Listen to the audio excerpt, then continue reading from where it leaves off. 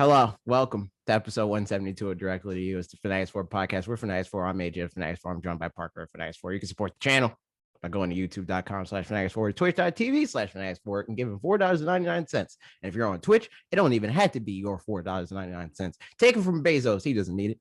And in exchange for that, you get loyalty badges, you get emotes, you get free Switch keys from time to time, you get access to the supporters on the Discord, and get to name Pokemon when I play my Nuzlocke, which I'm probably going to do on Saturday. And if I don't do it on Saturday, I'm going to do it on some other time of the week when I'm not knee deep in video, so far, that's going better than it has in the past, but we'll talk about that in the video game section. You can join the Discord for the free. They don't cost nothing. You just go to the link in the description. Also, follow us on social media. Also linked in the description. We play video games. Are you playing video games? Yes. Yeah, man. Not a whole ton, just because busyness and fatherhood and stuff, but a little bit. I put this on Twitter, but I finished a run of Islanders and was like, I'm done for a little while. It's a fun time, but it's very much one of those that, like, once I've started a run, it's super easy to just like keep going in it. But it takes more energy to just start one at all because because I don't know, it's just the way it is. So doing that so that I can play some other games, which in theory is like, so I can clear out my backlog a little bit. So this is the progression of things between now finished up and that October with Metroid. Yeah, I mean, pretty much. Yeah. And what else is October? Something else in October. Somebody asked me if I was streaming Super Monkey Ball. No, there was something else. It was like Metroid and something else. I'm gonna look it up now because they were like, are you going to stream Metroid? And I think it was Digital Gaming Hub, Metroid, and then one other game that I don't remember. And I was like, well, I'm definitely going to at least stream Metroid once. But I don't know. Was it a Nintendo thing? Oh, Mario Party? Or maybe it was Mario Guardians Party? of the Galaxy? I think it was something else. Maybe he asked about Pokemon too, even though that's not next month, but that's that was true. Just like it's lumped not, in. but yeah. But like, I feel like it's not Pokemon because I feel like Pokemon's given. I mean, we could also go to Twitter and find out, but then I have to find. It wasn't on Twitter; it was on Twitch. Oh, well, then we'll never know. Right, let me know in the comments if you're listening. Digital Gaming Hub, because I don't remember. But yeah, that's coming out next month. So you'd think that I would have done a good job clearing out some backlog stuff. Played a little bit more Skyward Sword and had stopped in the middle of a dungeon, and so just kind of picked back up. And I'm honestly having a bit of a mixed time with Skyward Sword. Like, I enjoy aspects of it, and then there's other bits where, like, the back-to-back dungeons in this one specifically, I'm not loving, to be perfectly honest. Like, I hate saying that because I want to just love everything Zelda no matter what, but it definitely, like, it feels very mechanics heavy in that regard, where it's just like, here's this, cool thing that you can do mechanics wise and, use these tools and make this thing happen. And isn't that awesome? And sometimes it's awesome. And other times it's just kind of just what it is. And it doesn't feel very like gratifying in the short term. Like, I feel like in the long term, it's like, yes, that's really cool. But like, with the amount of time that I have right now, it doesn't feel as great to just dip in, do a couple of things and leave. So I dipped in, did a couple of things and left, but wasn't thrilled about it, about that. So I'll come back to it at some points when I feel like I have more free time, but we'll just see. So that was that. However, just to finish up things, I did go back again. This isn't backlog things. It's just an old game that I haven't played in a long time. I yesterday or 2 days ago or a couple days ago started playing Enter the Gungeon a little bit, which I hadn't played since probably 2018 or something like that. And that is a fun game. I'm terrible at it. I'm not terrible at it. I'm medium at it. It's just hard. True, it is a hard game. Yeah. No Exit the Gungeon? Not yet. No, I don't know if I'd even care about picking up Exit the Gungeon, but dude, right. Just gonna stay in the it's gungeon. Fun time. Just want to stay in the gungeon forever. Just stay in there forever. No, honestly, like, it's I got 2 runs that were like, could have been really good, but by the time I had like all the really good weapons and stuff that I had that could have probably pulled me pretty far, I like was really low on health from other earlier dumb decisions that I made, or whatever kind of stuff like that. So didn't do particularly well. But I almost beat the boss of the third floor twice, which is still pretty challenging. So I don't know. That's about all I've been playing, I think. What about you? I've been jumping around a lot. I went back to Ratchet and Clank after I had beef with that game. It's fine. Like I feel like I would like this game way more if my initial impression wasn't terrible. But now it's just like barely above board. It's like, all right, the game works. Like I'm not super impressed by anything so far, but the game is working now. And functional game. That's good. Other than that, I play like WarioWare when I'm like just got a couple minutes rendering something. I'm like, oh, I'm gonna like get a high score in this or whatever. So I like play that like in a very like grazing sort of way and then turn it off. Again, Smash Brothers, obviously. Pokemon Unite, which I'm so annoyed by Pokemon Unite, but it's chipping away, man. Chipping along. And it's not even a thing where it's like I'm not even trying to climb ranks. I'm just trying to be able to play the video game. And because like when I play it, I usually play it with Lee. Lee is like climbing ranks, so I had to climb ranks just to be able to play with him, so it's like, man, but it's like annoying because like the only time that like I get to play it and like actually play it, and not to like worry about losing because I get random bad teammates, it's when I play with Lee. So it's like if my times don't line up with when he usually plays the game, like with like the squad that we usually play with, it's like I don't really get to climb because I just solo queue whenever I play this game. And it's like a crapshoot whether I'm going to level up or not. It's very annoying. That's a pretty double-edged sword. That sucks. Yep. If only matchmaking was better. Or people were less stupid. I mean, that too, that's I just don't play multiplayer games pretty much ever, so that's true. That works out pretty well. I'm trying to think, is there anything else? I feel like there was something else, but while you think of it, I did remember. I was streaming Pokemon, but I'd like to hear more about that. So I'll finish up mine real fast too. Dipped back into Animal Crossing for like 30 minutes because random. I know. Well, so Chris and Stephanie are friends. Their whole family has slowly gotten into it now, which is fun. So like my godson Asher, he started playing it, and then Stephanie's like, I guess maybe I'll join his island and have a little house. And then she got obsessed. And then Chris, the dad, was like, I don't know, it doesn't seem like that fun. Started a house. Now he's obsessed. But they like, apparently, unless you get fruit from other people, you can only, from the islands that you go to, you can only get like one of the other 4 total 5 fruits. So I was like, I'll go ahead and just get a bunch of my fruits so I can give some to them, and maybe I'll catch some fish. And so it was I had a good little bit of a stint in there. And then the last one that I did remember that I haven't mentioned on here is I picked up a game called Pico Park that I'd noticed somewhere, but I saw somebody talking about that or something. Yeah, I don't even remember. There was other games that I also played, but continue.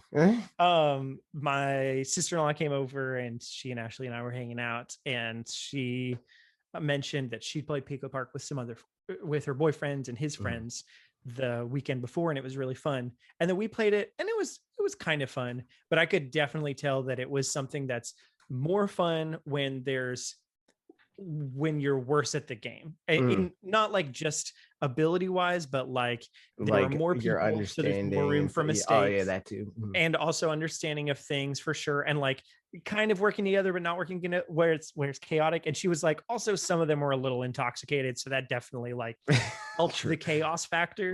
But I think if you're getting through the platforming puzzle challenges together efficiently, not that fun. It's okay. I mean, it's not unfun, but it's like not crazy. It just gets stale because it's kind of like, all right, we're doing the things, and there's some fun little gimmicks in there for sure.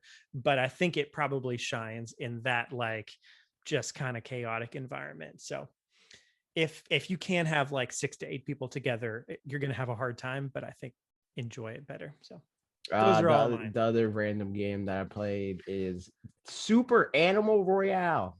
Oh, what on earth is that? So it's 2D battle royale. It's like freaking, like Warzone and all that stuff. And you're animals and you have weapons like guns, and you can ride emus and hamster balls. Is this a 3D environment? No, it's 2D. It's like top down. It's top-down Warzone.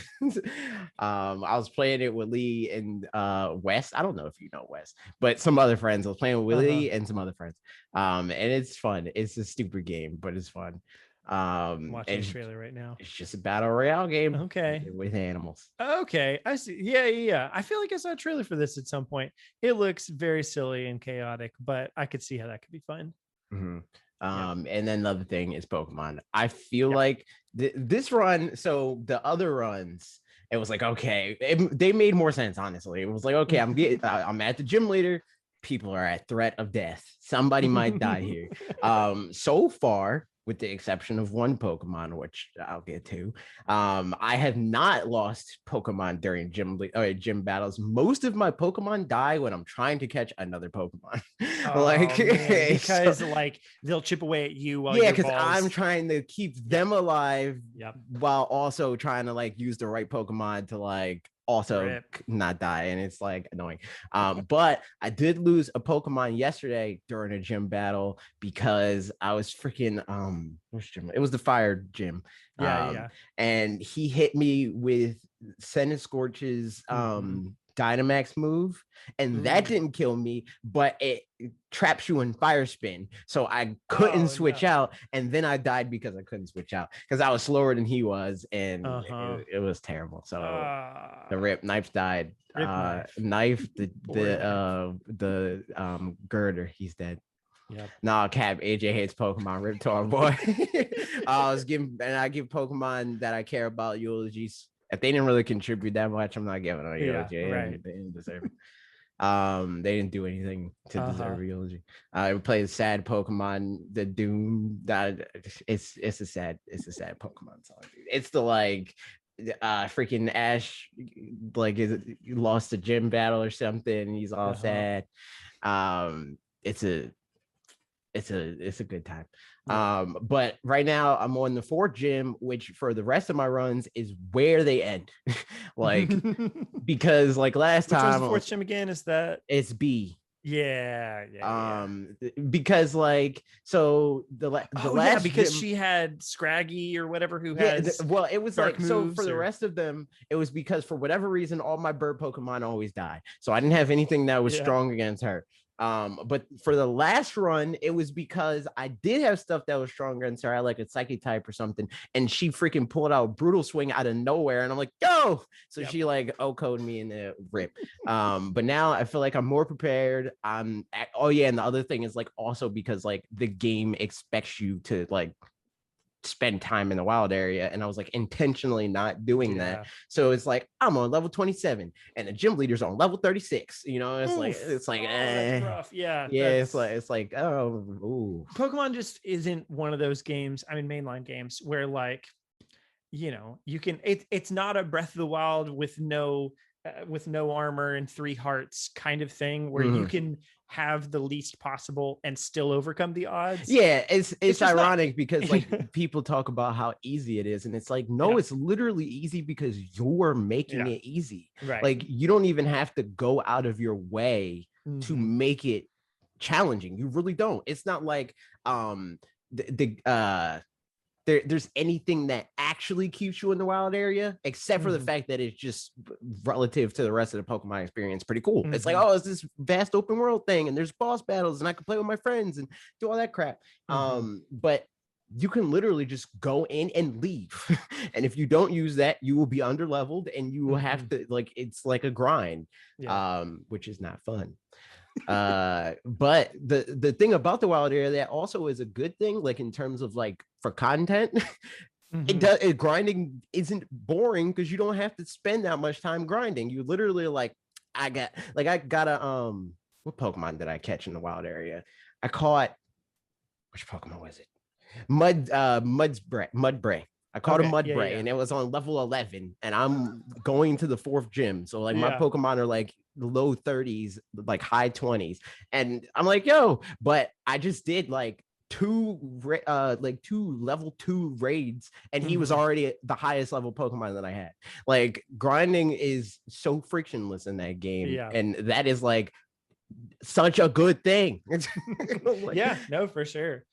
I was watching, I don't know which poke YouTubers or any other ones are like on the good side and the bad side of things, or like, if, all that. So I don't know who Ludwig is, but he's a PokeTuber, it seems like. Yeah, well, he's a Twitch streamer. He started as a Melee player, and then he started playing. I mean, like he's making content on Twitch, and he's like, I don't just want to be a Smash player. I want to make other content, and then he blew up. Well, there you go. So he did a Nuzlocke that was specific. The mogul moves, Nuzlocke, that one. So that one, whatever that was, it's a ROM hack and stuff that some people made for him and blah blah blah. It's a fun video, I enjoyed it, but one of the things he talked about there was like, I've just got like 999 rare candies because leveling up Pokemon is just like, long as I put on a level cap, there's like, I personally like grinding, but it's because oftentimes I'll end up doing it while I do something else. And I don't know. I think it just like it's therapeutic the way the two things mix together or something like that. Like I like having something to do while I do certain other things.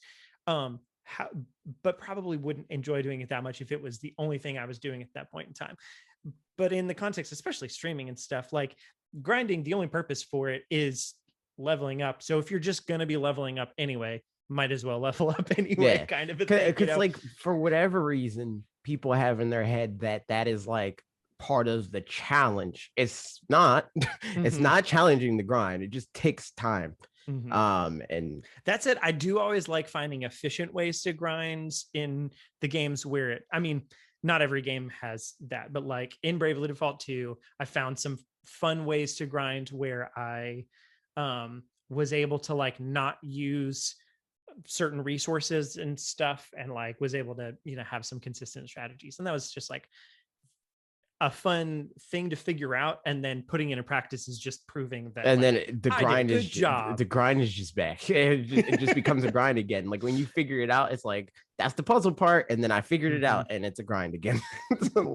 Alex said breaking the game in a way they totally intended. Yes, exactly. But yeah, all that said, well, I'm glad that you're at the 4th gym with so a full team. This is the make or break situation. Will I die? And then from there, everything else will continue to be make or break situations. Who knows, man? Who knows? Because from here, I don't think that there's like 2 distinct times where the game is like wild area, go there.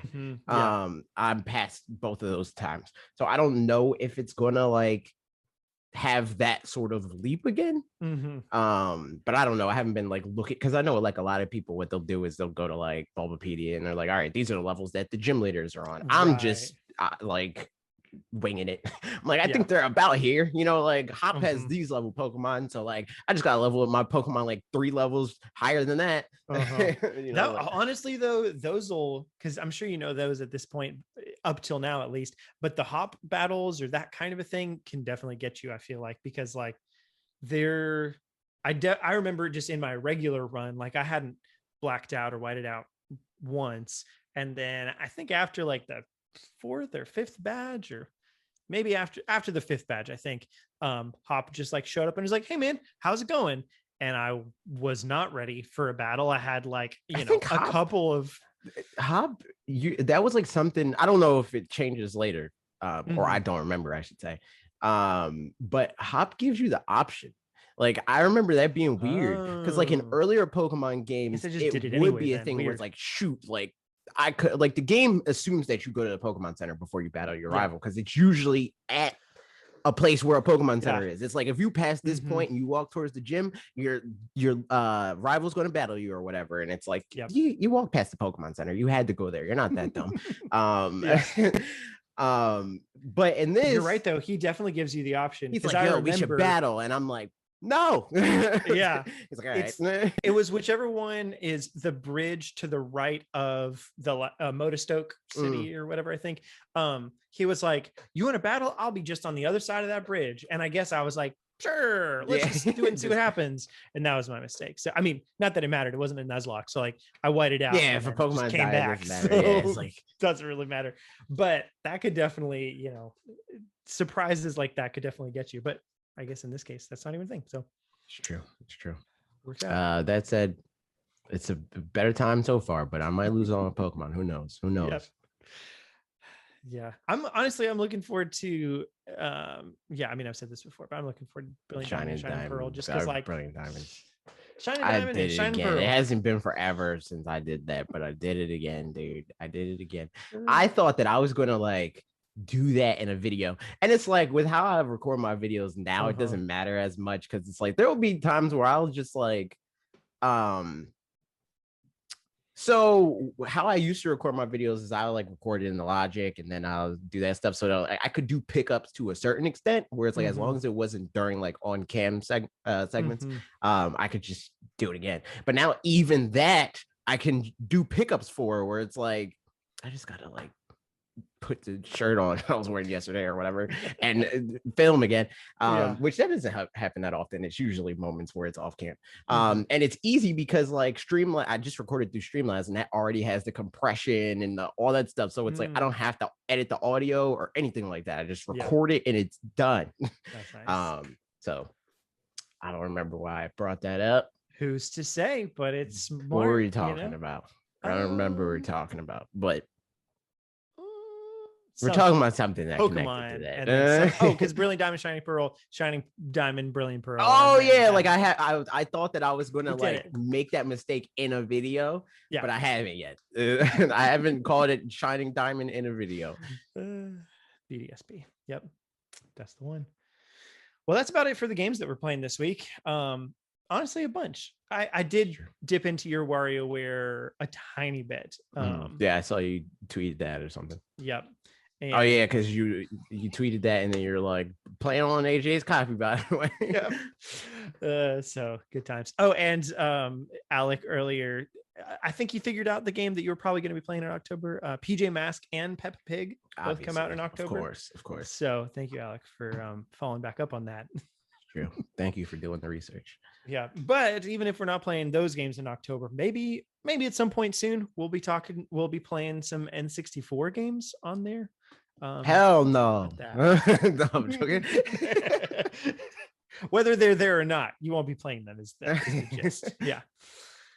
Yeah, so this was a rumor kind of thing, you know, continued on his stuff. And like rumor or not, whether it happens or not, I think it's interesting to talk about, especially I'm just going to start out with this.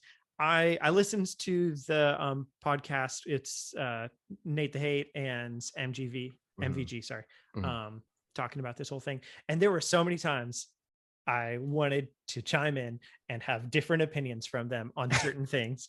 I think that the source, it sounds like, at least, you know, credible or not, who's to say, but it sounds like that, you know, the source gave information that like, yeah, probably N64 is coming at some point. And maybe that's as much information as was given. Sounds credible to me. And then everything else from there was just speculation on what it could look like. The things that I disagreed with were just like lots of assumptions about what Nintendo would or wouldn't do based on this, that, or the other.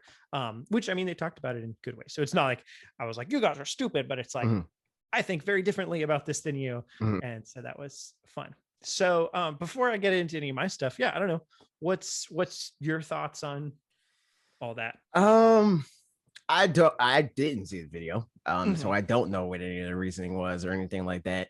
I think that if it's just based off of like what they should do or whatever, I still think that N64 is not a great idea. If it is a premium thing, I can see them doing that because there is like a lot of like, you know, nostalgia for that era specifically. Like we're in the era where that era is in with the people that are spending the money, you know? So like them making that a premium service makes sense on that end. But it still is like it's NES all over again. Where for NES, like hearing about it, like coming out, people get excited. And it's like, yo, I get more games and it's free and that's cool or whatever. But then when you play the NES games, you're like, ooh, these aren't great. Yeah. I feel like that's going to happen for a lot of, if not most of the offering in N64, especially like for the masses, you know, like it's still going to be like the people in like our demographic that's like that are like you, where it's like when you're playing it, a lot of the experience even now is informed by your experience then. So like there'll be janky stuff and it's like, it doesn't matter, dude, that's how the game is. It's great. Yeah. Slow down. It's not a frame dip, it's slow down. But I think that it's still going to have like that, like a similar rep as far as like with the Zoomers, where it's like, I don't want to play NES games. Right. I want rollback netcode. I enjoyed that conversation with Lee last week. Yeah, I mean, totally agreed. For me, okay, and so just for context of the things that like they were saying on there that I was like, yeah, I don't know, was that they were maybe a little hesitant that it should come or that it would be purely on NSO or whatever, because there's the possibility of like, but they could also just sell some of the games a la carte or whatever. And I disagree. Yeah. I think if, you know, the only one they have done that for kind of was Super Mario 64. And I, as somebody who loves those games, a bunch of them, still think that it's like they learned from the virtual console days. And not only like, yes, maybe they would make a bunch of money all at once when those games come out, but maybe not also, you know, I mean, okay, no, they would make a bunch of money when those games first come out. But also I think that their focus has generally shifted from wanting to like even possibly like maximize the most amount of like just individual sales from all these games to just keep it consistent. And so that's why I did that poll earlier this week. I don't know if you saw, but I was asking if people subscribed to Nintendo Switch Online, if they never subbed. That I usually, if I see the I think 4 tweets, I usually retweet them. You surely did. There it is. But yeah, so if people never subbed and then dropped, or subbed, never dropped, or kind of like teeter back and forth, and 75% subbed and have never dropped. So I think to go all the way, that said, back to your point, like of people probably not playing the games that much, not really caring that much about them, it's like all about comfort and knowing that they're there. The fact that you know you have access to it. That's it. That's the whole thing. Is why people want it. And I think that there's nothing in like this. This sounds less like, I mean, I'm sure that like how they positioned it or how they talked about it was like, this just makes sense. You know, like, of course Nintendo would do this, but nothing about Nintendo's moves says that makes sense to them, because like even the games that they have released a la carte, they released in a way that encourages people to buy them en masse, because the only way that they know people buy them en masse is when you make it an event, when it's like, I know you're probably never going to play freaking Fire Emblem and the Shadow Blade Dragon of the Darkness of Weebdom, but like if I tell you that it's coming out and it's only available for 8 months or whatever, you're going to buy it, you know. So that's a really good point. Yeah, for them to like put it on like just the eShop and it just be on the eShop, that's not happening. Maybe they do limited releases for something like that. I can maybe see them doing limited releases, but even that makes less sense. I feel like they go in one, like they go one extreme or the other one. It's either it's just always going to be available and you pay for it in perpetuity, or it's there for a burst of time and you get it or you don't, you know. Like I think that is their strategy for their legacy content. Yeah, I mean, it's the whole Disney Vault situation of like the Disney Vault things had to go in and come back out to keep them valuable, but then now the Disney Plus exists and things are on Disney Plus, and for Disney that's better than the Disney Vault. And Nintendo like has kind of ended up doing the Disney Vault kind of a thing overall. The Nintendo, I mean, Vault, they always have. It hasn't even worked out as well for them as it did for Disney. And the other thing is that's like, true. I mean, just in that, like, they don't. It doesn't have like the same, because Nintendo didn't outright brand it. I feel like the yeah. Disney Vault has like better PR. Yes, right. But Nintendo does it and just doesn't say anything about it. You know, like they have the same strategy where and it's proven to work, where it's like us not just giving you what you say you want whenever you say you want it, right, makes it still valuable to everybody involved when we went to release it, or when we think it's like, yeah, enough fervor built behind this thing, we'll put it out again, you know. I think the problem for Nintendo too, if they were considering putting anything on the eShop, is like they know that Ocarina of Time and Super Mario 64 are worth X amount of money. And they know realistically to most people, Wave Race is worth half of that. But they can't price those things any differently from each other. Or if they do, that causes other problems. And then like they have to think about pricing everything. So it's like this whole thing where they have to keep up with stuff that they don't probably want to be keeping up with it all. So putting it on a service is like kind of putting it out of their minds, where they're like, we can just have it there and then leverage that as like, then it still retains its value, and it kind of evens out everything's value inherently. Exactly. You know, so it's like it sort of devalues the like higher games on that totem pole, but it also raises the value of something like golf. It's like you wouldn't pay freaking $20 a year to play golf, but guess what? You're doing it because you want Mario 3, you know, like exactly. Yeah. I think it's just like it just makes sense that also it's a PR thing, like you said, like it's PR to just have N64 games at all on a service, and that like if you don't have a Switch but you love the N64 era or whatever, then like instead of them making the N64 mini, they put N64 games. I mean, this has always been the logic, I guess. But like, instead of thinking that like there's people that have a Switch and might want to buy N64 games, there just are people out there. I remember somebody asking, like, I kind of want to buy a Switch. Can you play Donkey Kong 64 on there? And it's like, really? Donkey Kong 64 is the game that would make you want to buy a Switch? But like, for some people, Wave Race 64 is just like the game that they're like, man, I remember that game, and it would be enough to like topple it over. Like logistically, it ends up being the like the straw that broke the can. Yeah, exactly. Like that's what the situation is, and that is also a big part of it, where it's like not even just the IP. Like they don't. And I mean, in a way, it is still IP. Like N64 is their intellectual property. Like that has clout in people's head. Just the N64 is like a chess piece for them, you know?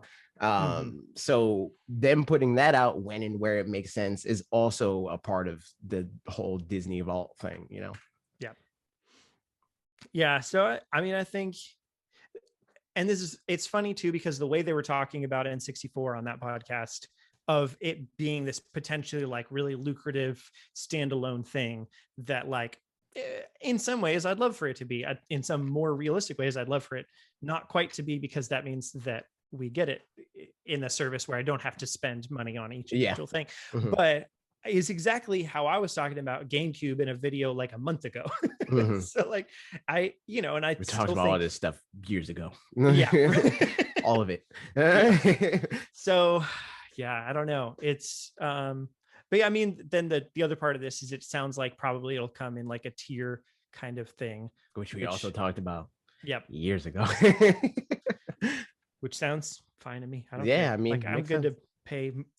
I mean, right now I do the family plan. It'll be, instead of $20 a year, it'll be $30 a year. Yeah. OMG, like, you know, like, or even if it's $60 a year, it's okay. Now I'm paying the same that I'm paying for everything else. Right. Which I doubt that they would do that pay, just for N64, but I probably pay like what, $100 a year or something for Amazon Prime. And I don't use Amazon Prime. Like it makes sense to have it, and it is better and all that kind of stuff, blah, blah, blah. But like, realistically, I care way more about this service than I do that I'm going to actively use multiple times a month, you know, if not a week, you know. So who knows when it's going to happen, whether sooner or later or anything like that. But maybe something either related to this or something will be happening in the next 6 months, because there's a new Switch controller that had a copyright thing, FCC application. Like and this was Pixel the first person to notice this, or he was the first person I saw tweet about it in any case, so maybe not. But in any case, yeah, there's potentially a new Switch controller that it was around the same time we were talking about N64 stuff. So I think I and maybe some other people were like, it's probably an N64 thing. Yeah. And maybe it is, maybe it's not. Who's to say?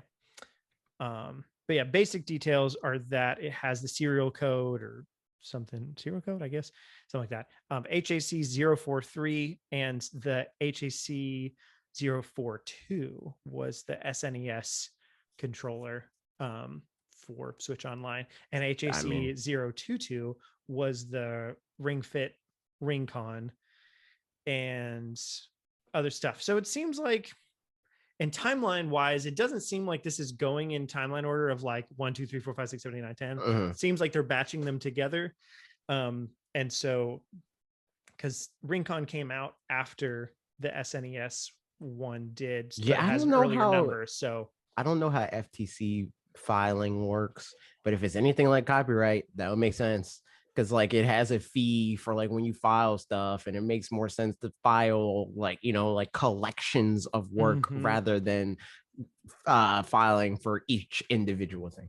Yeah. So like I could, if it works like that, maybe that's why. Yeah. But the 6-month bit is something along the lines of like, somewhere it said that I can't find it in this article, but basically something along the lines of like, hey, don't tell anybody what's going on for the next 6 months because it could spoil a surprise, pretty much. So yeah, I don't know. What do you think? What's our options? I don't even know why. Like when I saw some, like that was like the wording for their article or whatever, where it's like, we could have a new controller by March. I'm like, okay, why do I care?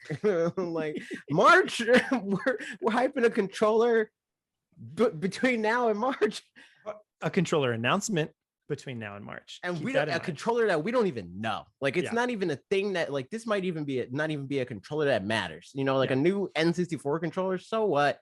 It's going to be like that's not even a good controller. Like that is the question.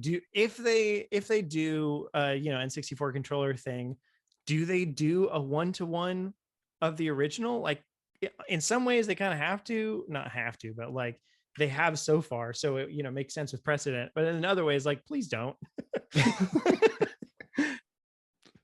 So I don't know. Man. True. I mean, to me, I would rather I don't know what I'd rather. I think it would be fun to have. I mean, it was like a new, like, you know, like improved Joy-Con or whatever, what everybody would hope for, you know, like that'd be cool. I actively don't care if it's an N64 controller, because you got me messed up if you think I'm going to pay money for an N64 controller in the year of our Lord 2022. Yeah. Not even 2021, but 2022. That's the future, you know? That's like, it hasn't even happened yet. Crazy, dude. I'm not spending money on an N64 controller. As an aside, what's the year that's the closest that sounds the most futuristic to you? Like if I say 2029, that sounds like fake year kind of a thing. Or like, you know, if I get 2072, like that sounds like that's not a real year. Yeah. But like, it's how close can I get? Than that. Yeah, it's definitely. I'd say like 2035 probably. Yeah. 2035 is probably the closest thing. Because like I would say 2040, but 2035, I'm like, damn, that's that far. Yep. Yeah, 2030s for sure. I could even see like 2031 feels kind of like that of like, yeah, the 2020s. I can see it. Like it's still kind of crazy, but you know, but it's gonna happen. I just dropped a water bottle. So. It's true. It's gonna. I mean, it might not happen. We don't know. That's true. So we don't know. Could all explode. Yeah. And then we'll never get Metroid Prime 4. Never get it than we're never getting it now. We're gonna get Metroid Prime 4 before 2035 for sure. It's 2023. I already told y'all. But what if the Earth explodes before even 2023? Then we'll never get it. Then we'll never get it. Yeah. But you know, Nintendo Treehouse will get to play it. That's true. Yeah. we'll never get that, but we will get Bluetooth support on the Switch. In the I'm past, we've already so gotten sick it. of this. Turn it back off. I'm so sick of it. What do you mean? Tell me more. Because people, it's just like the smugness of the internet is annoying. Yeah. Like people being like, oh, they fun. Like, first of all, there was like this tweet that was like circling around that like simultaneously made the person, to me, sound stupid, but they were trying to make Nintendo sound stupid. Because they're like, you mean to tell me that this was on the whole time and they just didn't know how to turn it on? It's like, you sound like an idiot because it's Bluetooth supported. So obviously, yes, it was always capable of doing this. It was literally always a possibility. It was just something they didn't want to do for one reason or another. Yeah. And I can see why they didn't want to do it just based off of the fact that like it still doesn't entirely work because it like messes with Joy-Con connectivity and stuff like that. So it's like if I'm them and I'm like, better Joy-Con connectivity or Bluetooth audio, I'm picking Joy-Con connectivity. Like I also don't like the whole thing where people beg for something for so long. And then it gets done and they spend so much time complaining about how long it took to get done instead of just enjoying the thing you just got. Like it's like, just think about how annoying that is just in day-to-day life with regular people interactions. Like people complaining about a thing that you did for them because you didn't do it on their time makes you not want to do the thing. So it's like, I don't know, like I don't get it. I don't get it. That's funny because like, I mean, I'm sure I somehow missed that whole side of people's reactions to it. I think I saw a little bit of like, well, now about voice chat. Now are we going to get more voice chat kind of thing? And I'm like, I said, like, for me, it's just like, there's been probably 10-ish situations where I've been like, man, it would be great to have Bluetooth right now. And I didn't have it. And now I'm like, if that situation ever comes up again, which it might never, to be perfectly honest, then the option's there. And that's pretty nice. Outside of that, like, cool, I'm not too butthurt either direction. Yeah, like just like an example of something that I'm always complaining about, like freaking Smash, like how it handles a lot of Wi-Fi stuff. Yeah. You will not see me being like, finally they did this. I'm gonna be like, dope. Now I get to play the video game and it's even more fun for me. Like, why am I mad that they did something that I want? So like, that's crazy. Yeah. Oh man. Yep. Agreed. As a side note, Alec, yes. Earlier he mentioned Quest 64. If that comes to N64 stuff, that you'll be streaming that and playing it. No. I remember playing Quest 64 one time. That was like one of those elusive games that like I was like, was that a real game that I played at a friend's house that one time, or wasn't it? And it was Quest 64. And I remember thinking this was like super cool and I loved it a lot. But I only played it for like an hour. So I'd be interested to go back to it now and be like, wow, that maybe isn't as good as I remembered it to be, or I don't know, something like that. But something else that might hopefully be as good as you want it to be is Nickelodeon All Stars. Maybe eventually it's going to get voiceovers. Yeah, we talked about this last week about how cheap this game looks. And like voice acting is only one piece of that puzzle. Because like everything else about the stage, like all the stages and stuff, they look so lifeless and cheap.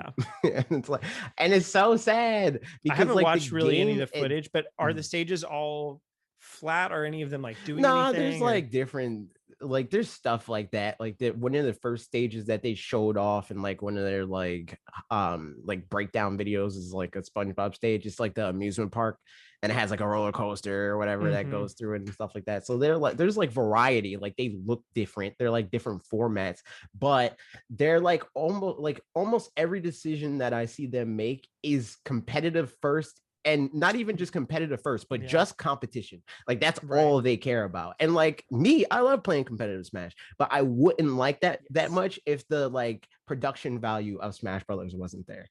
Like the so much of Smash is like how much attention to detail is in the game and all that stuff. And there's none of that. I remember you guys talking about that last week, and I had, at that point, had just finished making the video and talked about Brawl Out and stuff like that. And I feel like that kind of thing where like, I mean, exactly like you said last week, that like competition is like, the competitive scene is important, but like you need to win people over with it just being fun and being like lighthearted and that kind of stuff. And I mean, they've got the IPs to potentially do it anyway, but Yeah. if once you get in there, the gameplay is like, I mean, even with Smash, like I've seen people play it who are casuals that are like, there's too much going on. It's complicated and stuff. And like, if everything is tech and there's no like RNG and like lighthearted stuff or whatever, that's just like, it's going to be hard to get anybody in that's not competitive. And then at that, it's I don't necessarily think they need stuff like that. Like, it doesn't need to be gimmicky. It just needs to feel like a product with care. You know, because like imagine if Smash didn't have voice acting. Right. Like, you know, like PK Fire would be so he would just it would just be silence and then yep. Like, I would not that be would showing be like anybody my moves. Exactly. You wouldn't be showing your moves. Pit, we would have never known that he'd never learned how to read. We'd have never knew that. Like, when does he say that? Is Star that KO. like, It's a Star KO. So like this is an RNG thing, but it's not a negative RNG thing. When you KO somebody off the top, there's a chance that they'll have a Star KO, and then characters have different you mean the kind where they go, it's like Team Rocket's blasting off again. Yes, right. Like that sort of situation. But yeah, like there's so much stuff in Smash like that. Yeah. That even down to like the sounds that characters make when they walk. Grunts and stuff. And like, I mean, and the thing too with this, because I remember when I first heard about this, like, if it's a question of paying the actors enough, then like maybe there's contracts with the actors where it has to be the actual, you know, like Kenny, whoever his name is, who does SpongeBob, maybe, but maybe not. And if not, then like, to be honest, these but even if that's the case, it's not like they've never had voice acting in a Nickelodeon game, right? I just mean like you know, if it's like a budget reason or something like that to get all these people, these are some of the voices that get imitated or whatever the right word is that I'm forgetting all of a sudden. Like there's just so many people that do like get SoundAlikes voices like that. Yeah, exactly. SoundAlikes on all across YouTube or whatever. So like you could easily get people and pretty well underpay them compared to their, you know, like industry counterparts, but are in a reasonable, still good way or something, and it, you know, work out fine enough within the context of the game. You don't have to be like, all right, everybody gets $2 million for this product because that's what it costs to get you in a you know, a film or whatever. It's like so it's that sucks, but hopefully, I mean, here's hoping, you know. I mean, I think that this game will be fun and everything and all that stuff. And I don't even necessarily want it to be super good because I want to play this game for that long. I just want it to be good because I want somebody to put pressure on Nintendo, because like Smash has no competition, so they can do whatever they want. And I like Smash how it currently is, but I'm not opposed to them having a reason to make it better. You know, like, if you could change one thing about Smash, like biggest change, what would that be? How granular does the change have to be? Literally whatever you want. It would be online, like just like how they handle online. Like I would even rather they make online how it used to be in Smash 4. Not in terms of like, and none of this is like net code, you know, none of that crap, but just like stuff where you'll be fighting somebody on, and the only option to fight like random people is either you do a tournament or you do quick play. And with quick play, you can't change your character in between matches. The whole thing with like GSP just incentivizes people to not rematch because they want to like cheese to get wins to grow their GSP rather than actually earning their GSP. They just don't do a good job at like encouraging people to play the game. You know, like everybody is just trying to cheese everybody else, and that just makes the entire experience toxic unless you're playing with people, you know. So I feel like they should change that. Agreed. that's also for me the thing that I would use for that. Yeah, no, I feel you. Continuing on with no segue, the Good Castlevanias coming to Switch? Question mark? Question mark? I don't know Oh that much about shoot. Castlevania, but I know apparently the ones on Game Boy Advance are pretty well liked. I realized that I have one of them in my collection that from somebody else from their Nice. collection, and it's the most valuable physical game that I own. Nice. So And how that's much fun. is it worth? It's just the cartridge. And honestly, probably like it's going to go down in value if and when this does come out. Yeah, if Just that the happens. cartridge is Yep. Oh $117. my god. So that's pretty good. So I'm definitely thinking about, I think it's Aria of Sorrow, which I think is one of, like, I might just play it real quick and then sell it. Nice. Because we'll see, you know, who cares? Why not? You didn't even know you had it. I didn't, yeah, exactly. So it's like not like I'm missing anything. You know, there's I mean, I've got those GameCube games I was going to do something like that for, and then I just never got around to it. So we'll see what happens.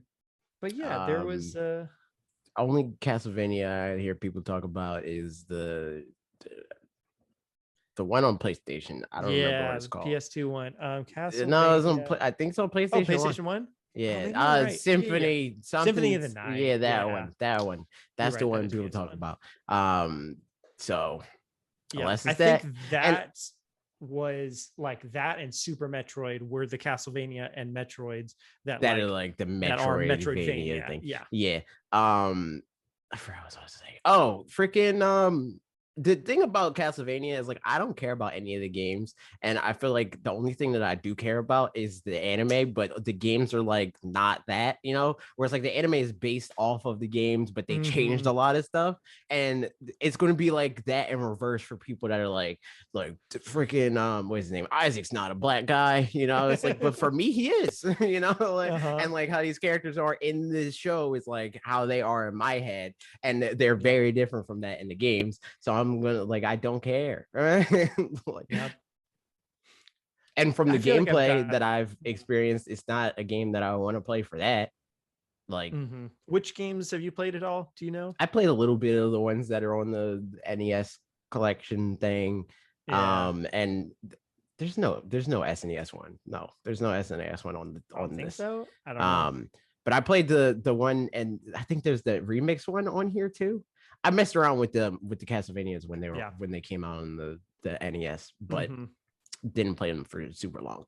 Yeah. And I feel like for a lot of characters in Smash, where it's like they put them in the game and they basically just make them jump like they do in their game. Blah blah. I don't even like using him in Smash, so it's like I don't really care to play these games. Yep. Removed from the fact that the show's pretty cool. I'm looking up which is Simon Bell. Somebody, Alec, if you know, or Trev, if you know, if you guys have any thoughts, is Simon Belmont and all of them from just the NES ones, or are they also No. in Symphony of the Night and stuff? So no. I know that like Alucard is in Symphony. I think he's on the cover of Symphony of the Night. Gotcha. Um I'm looking it up. I think yeah. So Simon Belmont looks like, yeah, he's in some of the other ones, but mostly in Castlevania, Castlevania 2, Castlevania. So like I think the way they jump and all that stuff is pretty much representative more of the NES type era of Castlevania, as opposed to like, I don't know that the two of them are very representative of what it would feel like to play Symphony of the Night or these well, I ones, know Symphony of the something Night like is that. different because I know at least for part of it you play as Alucard. Gotcha. And Yeah. he does not move like that. Yeah. No, because I definitely agree. The little bits I've played of NES Castlevania, I get it, and I see how it would have been fun in 1987 or whatever, you know. When no, wasn't alive. Neither were you. Yeah, right. So it wouldn't have been very fun. I wouldn't have had a lot to do. True, you know? probably Been not even there. 1986 actually, the first one looks like, but yeah.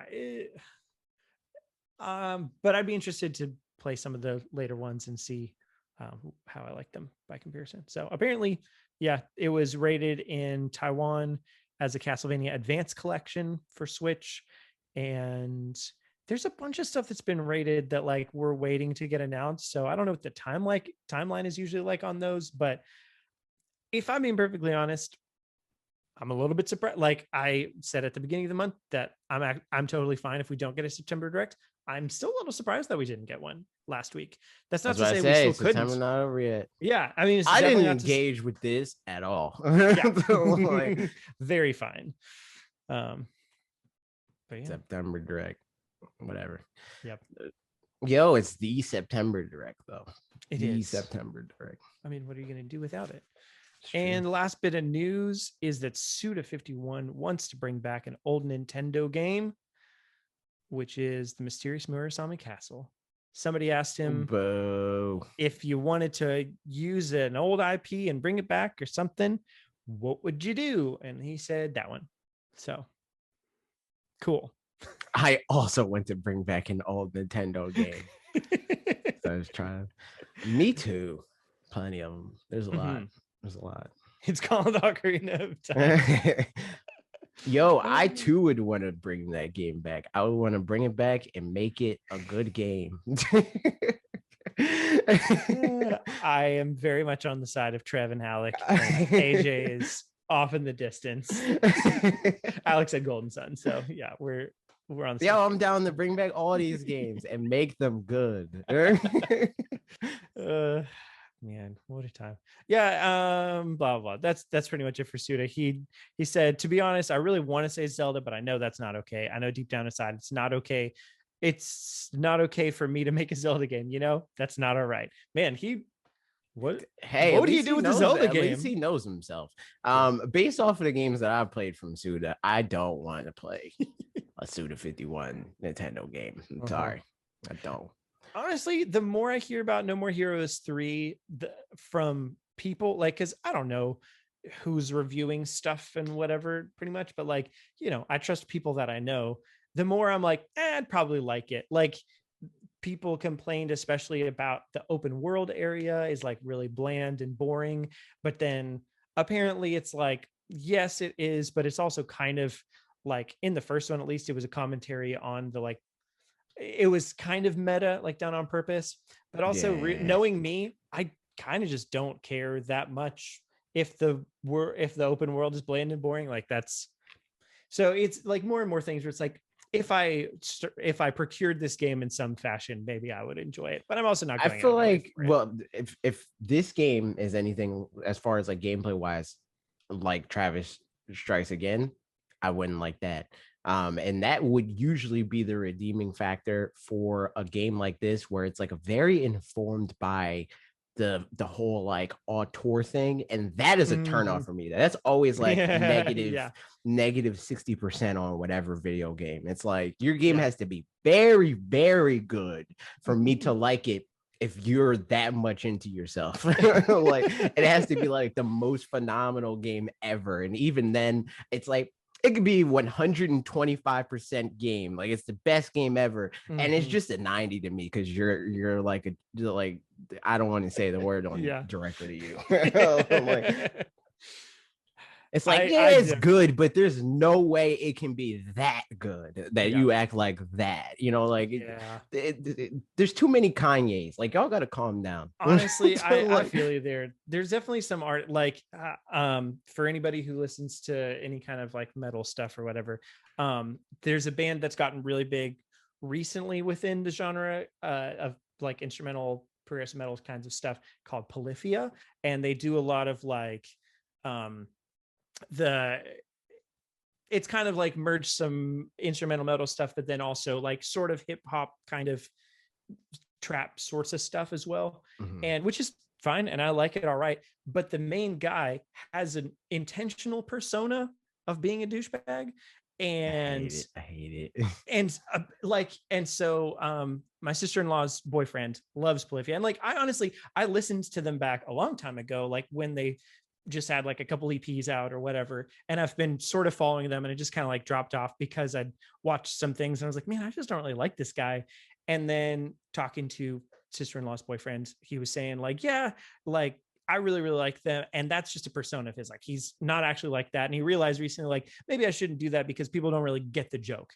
And I'm like, I don't know that it's, even if it's not you, Yeah. it just doesn't feel like a joke. It feels like an opportunity to just Yeah, that's the thing. Like recently there was I was talking to Lee about this. There's this Smash Brothers player. He's like top 6 or something in the world. His name's Mars. And like his girlfriend was like, she was like upset that people were like happy that he lost in the last big Smash tournament, because like people are like, yeah, he lost because his whole like thing is that he's a jerk, and he's like Yeah. always talking about people being bad at the game, and like, I mean, relative to him, they're bad at the game, but like he like is toxic about it. Like his whole thing is that he's toxic, and she's like, don't you guys get it? It's just for content. He's a great guy and blah blah blah. And I'm like, as a content creator, if your persona is that you're toxic, there's part of you that's toxic. You know, like if you made the decision to be like, this is how I'm going to present myself to the world, is I'm toxic, you're probably toxic, you know, like, because there's a part of you that wants to act like that. Even if it's a like satire or whatever, it's like you're getting your stuff, it's fantasy fulfillment. It's like, I don't get to be a jerk in my regular life, so I'm going to be a jerk under the guise that it's for the content, you know. It's like, and it feels very, if Alex said life isn't WWE, which is it feels very much like, you know, you say something and someone's like, maybe you shouldn't have said that, and you're like, it was a joke thing, where it's like, if nobody called you out on it, you would never have said it was a joke, and you wouldn't have cared if people got it as a joke or not. So like, that's always, you know, it's gross. Which it's nasty.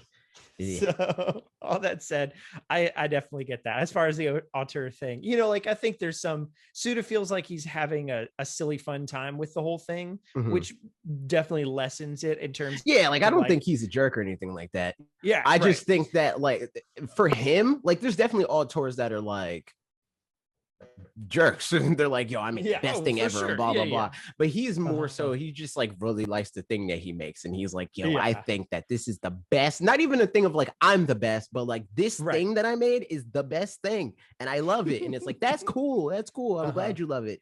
But like from what I've played, I don't. And like all the like commentary stuff just comes off as pretentious to me.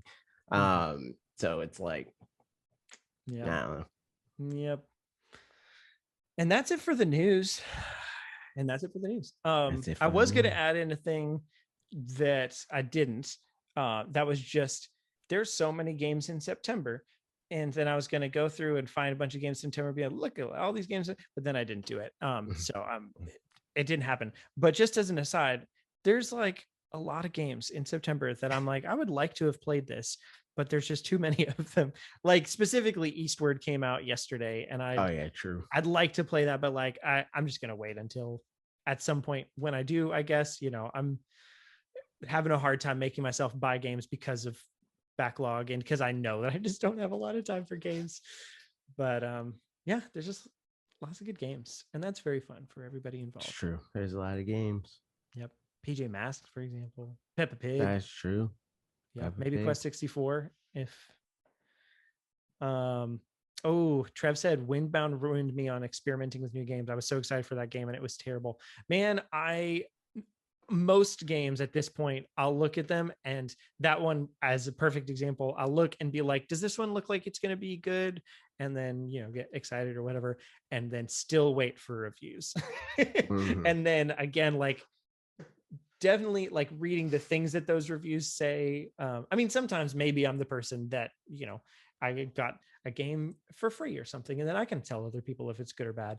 But if I'm going to be paying for myself, I'm going to make sure that the flaws that the game has are ones that I don't really care about. Like, I was wanting to play King's Bounty 2 that came out a little bit ago last month, and read the reviews. And it seems like, even though it got kind of not great reviews, like a bunch of 6s kinds of things, and some better, some worse, the things that people didn't like about it were like, the story's not very good and the pacing is something. And I don't care that much about story and pacing. So I'm like, is it done in a way where I can just ignore that and be fine? And maybe I haven't decided yet. So, but they said, but the combat's really, they're the, like, you know, the battle things, it's turn-based RPG. The battle things are fun. And so for me, that's the thing, that's the primary attractor anyway. So it still keeps it in a realm where it's like, maybe I would still enjoy this, but that said, there's that. Sorry, I don't know any games in September that I want to play. But Eastward, I was like, from like the trailers and stuff that I saw, I was like, I might play it because it looks cool, but I don't know. Yeah.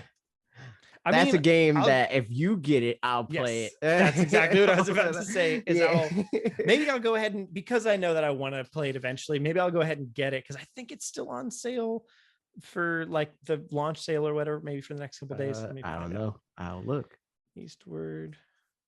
It was on sale for like 10%, so nothing. It is $24.99. Not on sale anymore, but it was only like $2 off anyway, so not a big deal. But yeah, I might go ahead and get that. So because I know I'm going to play it eventually, and then feel free to hop on as you see fit. Sick. Trev said, "What about a new game that's out but broken?" Oh yeah, and then mentioned Baldo. Yeah, I've read the reviews for that one similarly, and yeah, that seems like it did not deliver how we were expecting to, which that always sucks. Like, and same for Skatebird. I read some reviews that that one's on Game Pass, so I might just play it on there anyway. True. But like, I was excited about Skatebird. It looked really cool and fun, and apparently it just like doesn't really deliver. So yeah, I saw like that was like a weird trajectory though, because I saw a lot of people that were like hyped for Skatebird. It was like, oh, this game's gonna be sick. And then like the month leading up to it, I saw a lot of people being like, this game's gonna suck. And I was like, yo, where did that come from? I thought you were hyped for this game. And the people in the last month were the ones that were right, apparently. Yeah. Alex said, Birds on Tech Decks, what's not to love? Apparently just like that, like the concept's fun, but it just doesn't really deliver particularly well, kind of a thing. I don't know. It's on Game Pass, so I am gonna actually play it on Game Pass at some point. Is the dub? That's for the dub, and so is Astria Ascending, so that's perfect. Because nice. All right, so that's it from the news. Now moving on to comments from your video. It's true. Let's do it. You made a video, Star Fox. I did, which we randomly happened to. I tweeted the thing that was like the same thing. Yeah. I was like, the script was done when I saw that. I was like, because it's another thing that's like, I'm not necessarily want it, because like I could make so many videos with Star Fox. Yeah. I still haven't made like the full-on video of like what a Star Fox game could be, just like general ideas of like the main thing that I feel like people don't talk about enough is the team aspect of Star Fox. Like that's such a big thing in the lore and the story and in the like the dialogue and stuff like that, but gameplay wise it's like Slippy can show your enemy's health bar. Cool, you know, it's like that is not that is not representative of how they present this world. But there could be way more videos about that. I just need to set aside the time to do it. I mean, so would you rather it be a thing where if there's the team dynamics, it's always multiplayer in some way, or like okay, what's the best way to say this? Like, or like more multiplayer AI kind of stuff. Yeah, I guess where like they would just be AI people, or it's other humans playing it, or it's something where it's a single player mission kind of thing, but it's more not Metroidvania, but almost that kind of thing, in the sense that you're like, and this is a Slippy section. It depends on how good it is. Like the better the game is, the more okay I am with it being single player. But I feel like co-op games, especially, like not even just multiplayer, but co-op games the most mask games that are like, okay, you know, like the game's not necessarily bad, but it's okay. And I can play with my friends. So this makes it a great game, you know? I mean, Jackbox games, as for the you and Yes, Dan conversation from forever ago, is a perfect example. exactly. I mean, for anybody who doesn't know the background, Jackbox games are great, but Dan was saying they were S tier. Yeah, which, like of all franchises ever, yeah, Dan was like, they belong in S tier. And I'm like, if you've got certain people to play with, 100%. Depending on other people, there have definitely been times that I've been playing, like, I want to be done playing this game right now because the other people are being competitive about Jackbox games. Jackbox. Like, let's get and that's see, that's the thing. That's another part. I mean, this is the tangent, but that's like another reason why, to me, the game isn't S tier, because the game is not what makes the game fun. It's like the people around you that make the game fun. And like, if that's an entire franchise, is like, it's carried by like the people you play it with, I don't know if the franchise is that great. It's cool, you know, but that's not S tier worthy. That's worthy of a B, you know. It's as like, far you're as passing grade, but it's not that high of a grade. I think it's a good catalyst, whereas not everything is a good catalyst. You know what I mean? Where like having really good prompts for fun is like pretty hard to do. So they do a really, really good job at that. Right. But yeah, still it can be bad if you're just with not fun people. Yeah. For me, it's like A and S tier level games, like they're carried by the game, not the people that you play with, or the way that you play it, or the game itself is worthy of that. And I don't think that meets that criteria. Like, I created a time cap. But yeah, no, Star Fox. Like I said, if the game's good, I'd be down with it being single player, because that would allow them to like flesh it out more, and like, you know, but if they didn't, like, if they don't put that level of effort into it, they wouldn't have to if it was co-op. I mean, I'm thinking too about like Luigi's Mansion 3 and Luigi and Gooigi, and like it would have be done very different way, but like, you know, similar kind of idea that like it's done well single player and co-op, even though their abilities are different, but you could still do it regardless. Like, I thought that was really well implemented.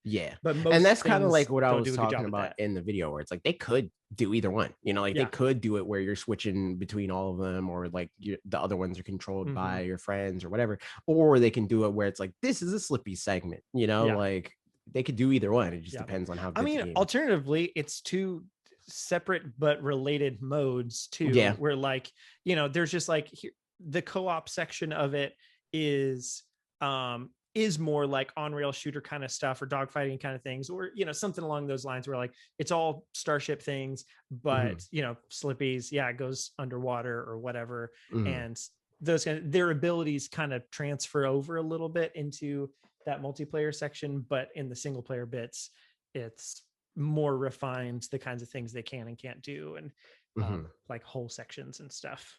Right. I don't know. Yeah. I mean, I thought that was a really good point that like I hadn't thought about a whole lot, but was very good. I don't think anybody does, which is weird. It's such an obvious theme to me. Yeah. I think once you bring it up, for sure. And then like, once they do it, they can't go back very easily. Yeah, they can't go back from that. Yeah. Let's see. So some comments. Chris T said, I personally have never played a Star Fox game. I only know him from growing up playing Smash Brothers. So I would love for a Star Fox game to be on the Switch so I can finally get into the series.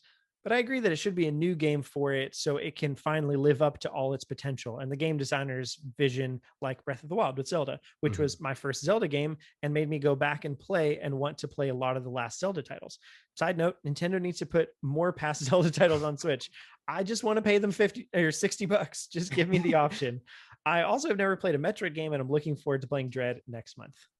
Yeah, like I think that's the case for a lot of people, for 100%. A lot of these franchises, is they fell in love with the characters because of Smash. So like, Mhm. Hate it or love it. Even if not fell in love because of them, at least got cursory knowledge of Yeah. them from it, Mhm. so that it's familiar enough to fall in love with the And game. I don't mean like everybody, but there's people that Yeah, oh, love totally. Yeah, these right. characters because of Smash. Yeah. So like to then have these characters that people like so much as characters, like Mhm. in an F-Zero way, in a Star Right. Fox way, and it's just like you never actually see or play as this character. That's like what? Like that seems like a big waste of potential there, especially when you can like do both. You know, like you Yeah. can incorporate stuff like dog fighting into a game like this, but it being the game, not only the fact that like in the year of our Lord 2021, that's not a $60 experience. I don't care how much you like Star Fox, the original games. Yeah. And they're not going to use an IP with this level of clout to be Mhm. like, we'll just make a $30 game. You know, like Yeah, that's not what right. Nintendo does. So it's like if we're going to get a new game and it's going to be like a full price to maybe $50 game, you know, like Mhm. at least make it worth that, you know. Yeah. The thing that's tricky for me is that interview that Game Explained did with Giles Goddard or whatever from and they asked him, he talked about F-Zero and doing a realistic F-Zero and stuff. They Yeah. brought up whatever the spiritual successor to Star Fox is being worked on. That's pretty much like a lookalike of Star Fox SNES. And they said, somebody's going back and making a new Star Fox-esque game with the same polygonal. What's the chip called? The FX chip? Super FX. Super FX chip, yeah, with that kind of style. And what do you think of that? Like, would you do that or whatever? And he, was like, no, I definitely want to make a new Star Fox game. But then when he described the new Star Fox game, it was very much like, I want to make a new Star Fox game just like the old ones, kind of a thing, which makes me nervous that like somebody who even was talking about F-Zero as being futuristic, like, and wants to push innovation as a game designer is still stuck in the like Star Fox's old Star Fox kind of thing. Makes me nervous for just the number of developers at Nintendo or whatever. How many of that them also feel like that? Yeah.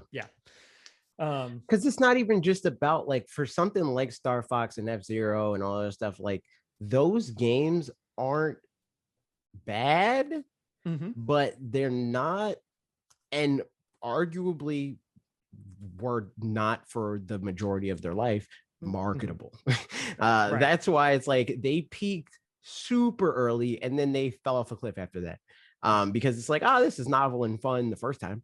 And for Star Fox 64 specific, which I don't even think Star Fox 64, it seems like it's like the de facto Star Fox game, but I think even that sold less than the first game. I think Star Fox sales peaking in high school. You hate to see it. And that's the thing. They didn't even peak in high school. They peaked in elementary. So it did. Star Fox 64 has 4 million, which is the most. Okay. And Star Fox SNES has 3 million. So okay, so Star Fox peaked in high school. Yeah. Star Fox peaked in high school. But yeah, it's middle like school at that point. There's true. That's still pretty early, and it's it's the second game of your life, and the second game was literally just like it's the same game but 3D this time. Like yeah. I mean, I really hope that they would do something different, and I hope that they see that and that they see Star Fox Zero as like this was a great culmination of what this thing was, and we can. I mean, I still do, like you mentioned in your video, and I happen to mention in the tweet too. Like, I think Star Fox Zero should come over in some way, shape, or form. Definitely don't have that be this first Star Fox thing on Switch. That's like the worst idea that you could have.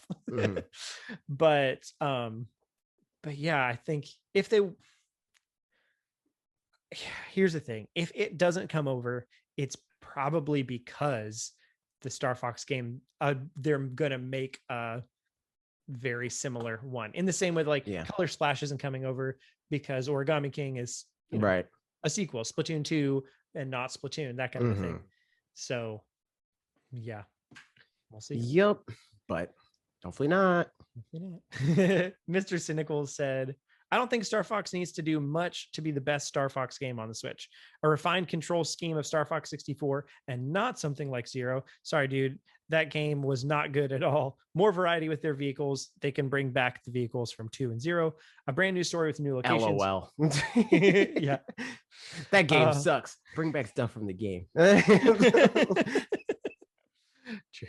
Brand new story with new locations, characters, and a new plot and a bigger world to play in. Star Fox hasn't been able to grow naturally, and they do things like make gimmicks to the gameplay that mess up the feel of Star Fox and keep the same plot and locations to make it feel stale at the same time.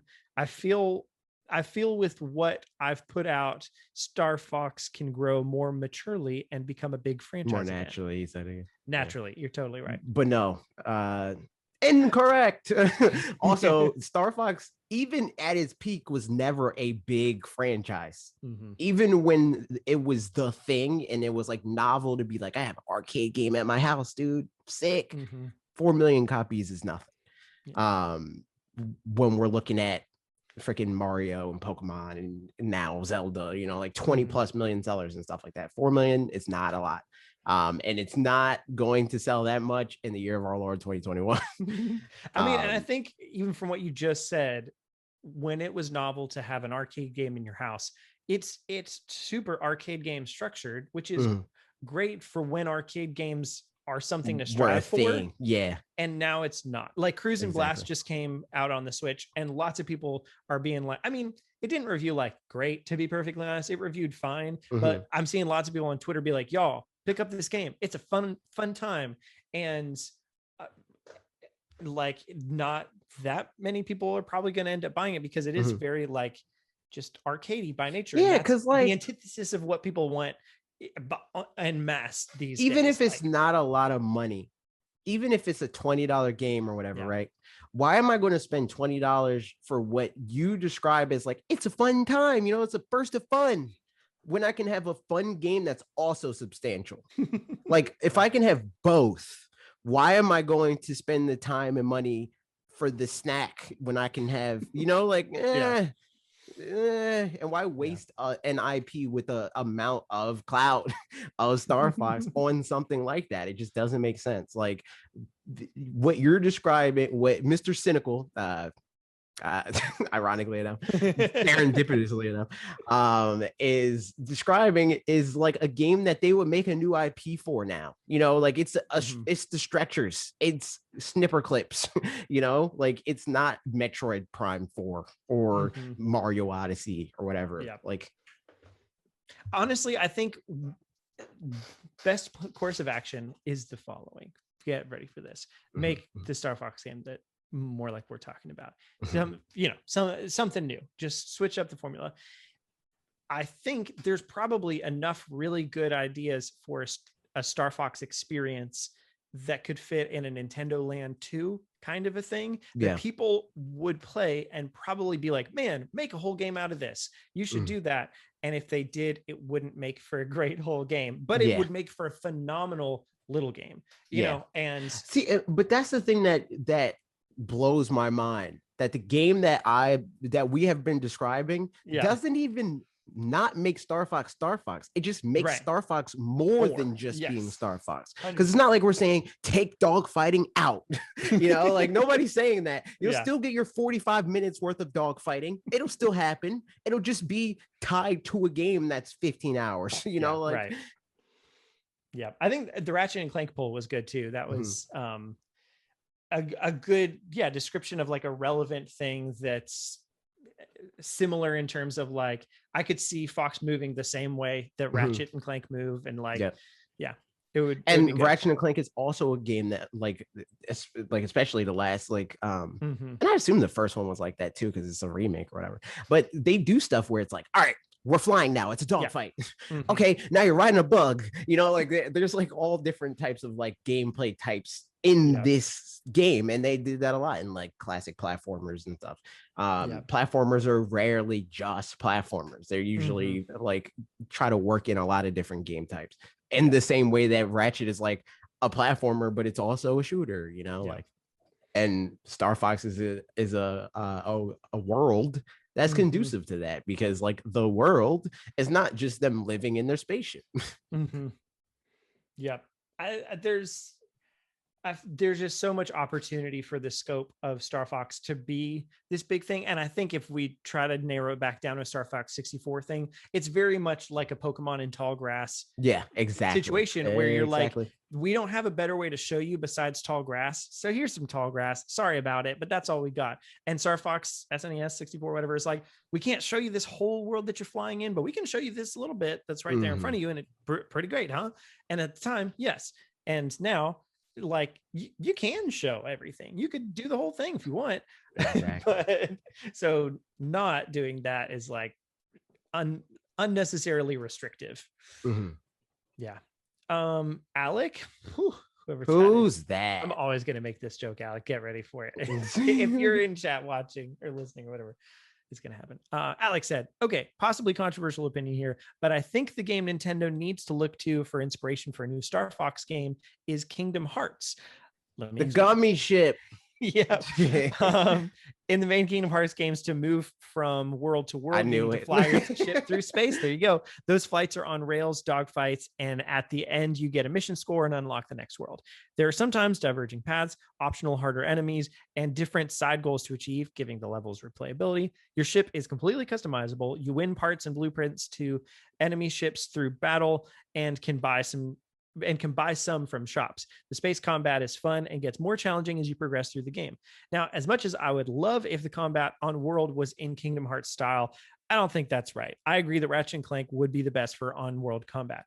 Also, Platinum's port of Wonderful 101 was awful at integrating the stuff that had been on the gamepad. So frankly, I do not trust them with the Star Fox Zero port. Yeah, I feel like if they do this, they're just going to like listen to like the people that are the loudest in the room and just make it not Star Fox Zero. It'll be Star Fox 64 3 or Star Fox SNES 3. I mean, they'll also have a lot more input from Nintendo, I'd guess, as far as like, you know, because for Wonderful 101, they were like, we can just do it however we want. Yeah. And because it was just their But own I think thing. even Nintendo would just make it Star Fox SNES 3 because I people that are loudest in the room, it's like, we just want it without, you know, motion and like the touchscreen stuff. And that was literally the only thing that made that game interesting. Because Star Fox 64 again is like, I don't care about this. Yep.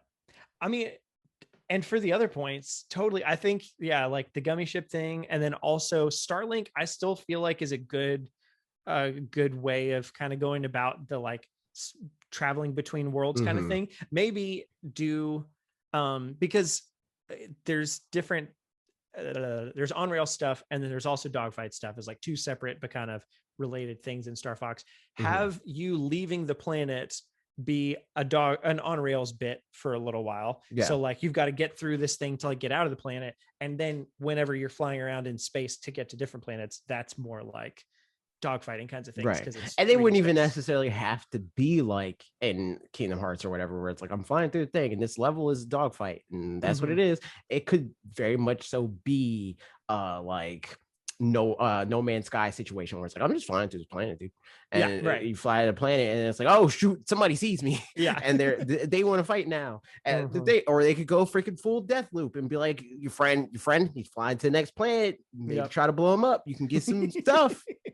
You know, like he's carrying some stuff, blow him up. There's so many, they could easily make this game way cooler than. I just had an idea for a fun video for some time. Oh man, I'm gonna write it down at the bottom so we can talk about it afterwards, because I kind of don't want to spoil it in case we end up doing it. I'll tell Alec and Trev, I'll tell you guys after we're done recording too, so that okay, the post show we don't talk about that. Also, hey, we're not in the plug part of the show, but if you are listening live on freaking Discord, which is linked in the description, if you're a supporter, Twitch subscriber, you know, YouTube member and all that great old stuff, you get to listen to the post show where we hang out a little bit after the show and just you know, talk about whatever, man. Which is not even a planned thing. It's just it just happens. Still around. Yeah, it just happens. Then we talk about Nintendo things, or like, I don't know, serious things. Like, I don't remember what we talked about, but some kind of serious things. What if we talked about what if? That's true. and then some more stuff. Yeah, I think that's a great suggestion. Something within that vein for sure, where I mean, just like you're saying, where it's the formula of Star Fox 64 and original Star Fox can just fit into other things fine. Like you said Assault is a good example of trying to get those together, even if it didn't nail the landing on either one of them or something like that. I don't really know, I haven't played it. So I think the only thing that it didn't stick the landing on is the on foot stuff, and that was because that was during an era where they're like, all right, how do we do shooters on the ground? Tank controls, that's what we do. We make them tanks. Yeah, it's like, that's bad. Yeah, so like that was the problem with that, and that's so stupid. People are dumb. People are stupid. Like literally, because like, man, that past thing was bad, so therefore in the future it'll be bad. That's one brain mode that people have. And then the other brain mode that people have is like, this has literally never been done before. It can't be done. It's impossible. Nobody did it. Like, it's either this has been done before and it was bad, or this has never been done, so it can't happen. Yeah. What a silliness. Continuing on, Cosmic Huskies said, I wish to see a new Star Fox or Star Fox game or Star Fox Assault on Switch in HD, and for the new Star Fox game in 2022. I would like to see some characters return, like Crystal Bill. I thought it said Crystal Bill Gray Panther. Crystal Bill Gray Panther, Amanda, and Faye. And we need a voice to play Peppy, Hair, Rip Rock, May. True. And also, when the new Star Fox game comes in limited edition, it would come with the game new Star Fox amiibo of the team art cards, soundtrack, and t-shirt. Yo, I'm down. Yeah. I'm down for all the above. Indeed. Likewise. Also, Cosmic Huskies is on brand for Star Fox. That's just Wolf. It's true. He's just Wolf. Yeah. And lastly, Hytham G said, I would love a Star Fox 64 on the Switch along with Star Fox Assault, since those are my two favorite Star Fox games. And also, I'd like to see Star Fox Zero on Switch if it means figuring out the gameplay mechanics of the game to counter the clunky controls and such. Yeah. There it is. Games, I mean, I like Star Fox Zero. It's fine, but I don't think I would like it removed from the gameplay thing, because I mean the gamepad thing, because like the gamepad is like what made the game feel like more than just like, it actually made it feel like an arcade game, like at an arcade. Arcade games at a home are boring. Like, yeah, I can see that. I mean, for some people, it was the thing holding it back from being a Star Fox 64 experience. Yeah. Whereas for you, it was the additional thing that made it was the thing that made it not boring. Because like to me, like the complaints that I hear with people playing Star Fox Zero is like they're trying to sweat. Like they're trying to be like, oh, this game, like the controls are not, making it easy for me. Like it's harder because I gotta like keep track of like full range of motion by moving and stuff like that. But for me, it's like it felt like an attraction, more so, and that made it harder to get bored of it. I'm just going, especially considering that I'm just going back to this Nintendo Land. This isn't the video idea for it that I mentioned earlier, but yeah, the Nintendo Land, them making a Nintendo Land 2 with like just honestly the what if of Nintendo games kind of a thing. You know what I mean? Where like I feel like they've got a lot of ideas where they always talk about, they're like, yeah, we just don't know. Well, they don't always talk about it. They keep it behind closed doors, but that they don't know how to revive IPs sometimes because, maybe there's too many directions to go in, or maybe this or that. I don't really know why, but that it's like with their old IP, like what do we do? And that feels like just the best option of just try some stuff out. It's very, very low commitment. It's like putting out a single instead of an album. You could just put out a bunch of demos. You're like, I don't really care. I'm not too attached to any of these, but I think that this snippet of this is really fun. And that seems a little bit like what Nintendo Land was doing for at least some of the time. It's like a pilot program. Yeah, exactly. So that'd be fun. I mean, that That'd be also could be a dope. video. So That's true. we'll just see what happens. And that is it for speaking of videos. I did not do one this week. That's true. It truly was a week. So, and things. And so I was nervous a little bit. I was in a teamwork call like 2 hours before we started. And then towards the beginning of it, I got a message from a client that was like, call me urgently, blah, blah, blah. And then it looked like something terrible might have happened. Oh no. That I was like, well, I might have to miss the podcast or whatever. And then it was fine. It got resolved. I was like, Nice. but yeah, things are crazy. Speaking of crazy things, all you crazy people out there asking questions and Q&As. So we're going to do the Q&A segment. Sick. Here it goes. I don't know what these percentages are, but I see percentages on the YouTube community. So most of the time I tried out a thing. Most of the time when I do the polls on YouTube community, I make it really obvious in the answer what the question is that's being referenced. Yep. And this time I was like, I'm gonna do the opposite. I'm gonna make it really hard to tell so that people, if they answer it, all they've got to do is at least read the thing, which will let them know a bit more of the information. Because that's the whole point, to be honest, is like, know about the podcast, and so that you can ask questions, so that you can engage, so that we can engage together and things. If they just click a button, that's a lot less community. So this was just asking how many games people have played this year, roughly. So 0 to 5, 6 to 10. So 0 to 5, 17%, 6 to 10, 42%, 11 to 15, 15%, 16 to 20, 9%, and 20 and above, 19%. So lots of people playing lots of games, man. Nice, dude. Keep it up, man? How many? I'm probably in the 20 and above realm this year, but I don't know if those are all new games. Wait, hold on. How is it? What? Hold on, I gotta look at it. So, like, how many games did you play this year? Like different games. But I don't. If we're just counting like new games or games I'm playing for the first time, whether they're fully new. Dude, I had to finish the game.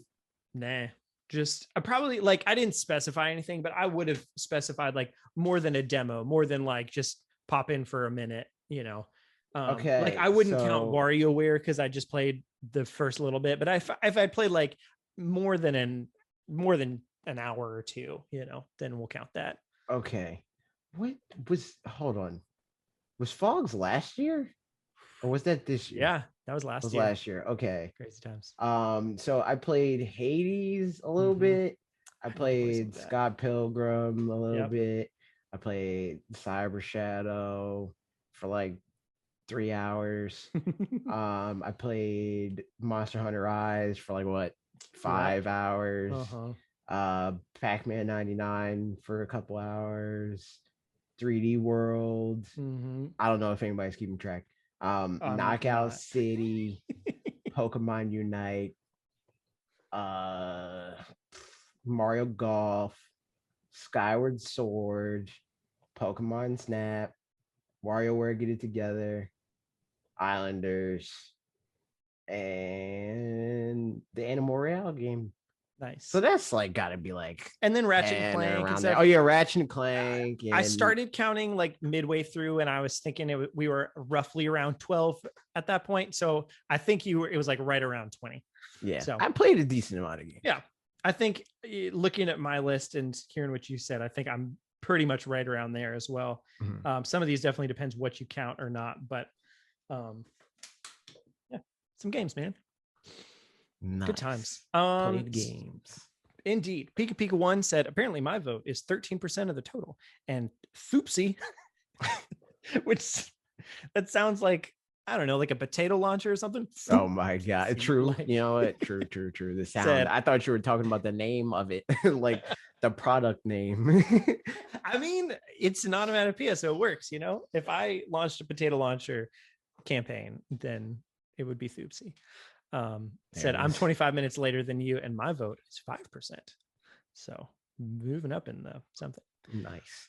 Also, I like how it wasn't revealed, like what the vote is.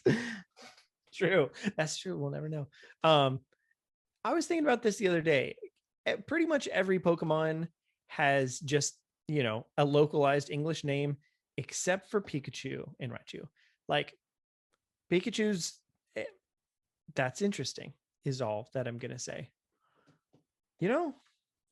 Wait, So like, what did you say? So like Charmander is like, that's not his Japanese name. His Japanese name is whatever. And Charmander is like Char and Salamander. So like most Pokemon, like Charizard's the Lizardon. That's the only one that I know is Charizard's. But like Japanese I remember learning Pikachu's name, as a kid, whatever, and that it meant electric mouse in Japanese or something. Yeah, it was like there was like onomatopoeia or whatever.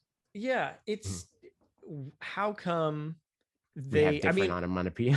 They learned so early that Pikachu was going to be like, it doesn't make sense. Okay. What do go you with mean? Me here.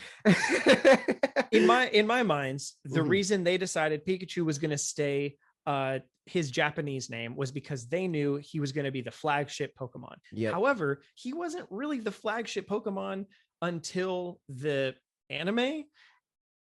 Pretty much. And so they must have decided that was going to be the plan for the anime after the games released in Japan, but before they came out in the West, to be able to know, because otherwise, why would not just give them a localized name like every other Pokemon? That's my thought. That's true. I agree. I don't know why they did that. Timeline wise, that's the only thing that makes sense. There's other Pokemon that have names that are the same across the board, and they're not particularly important. Not every name is different. I'd have to look for specific examples. Yeah, I'm pretty sure that there's multiple Pokemon that just have the same name. I think Eevee's name is the same, and Eevee wasn't special. I think Pokemon. In Japanese it's really close, but it's like Evoy or something. Yeah, gotcha. But that said, that's pretty close. Where this, yeah.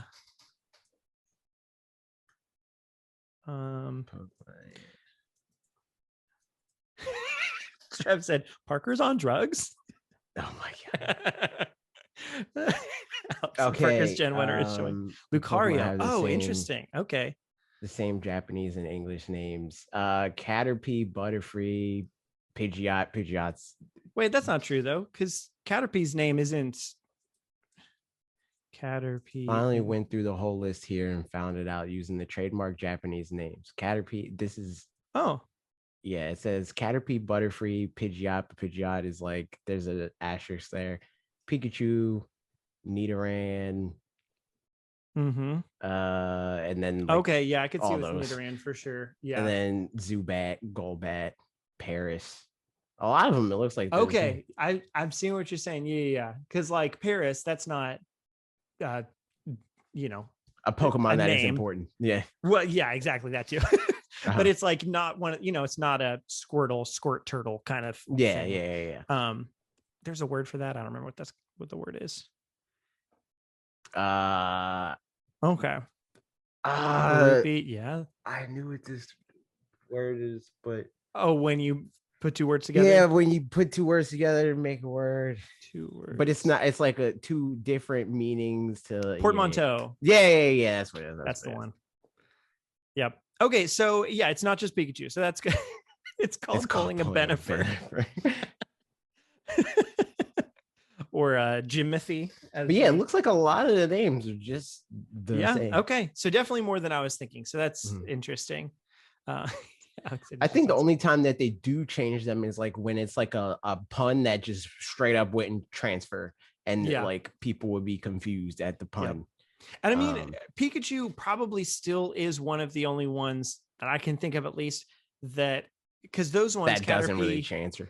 That doesn't transfer, but also I think a lot of the other ones still, when you get to further localized languages, they change more. So in French, Pikachu is still Pikachu, but Caterpie, I don't remember. Butterfree is it's something based off Papillon.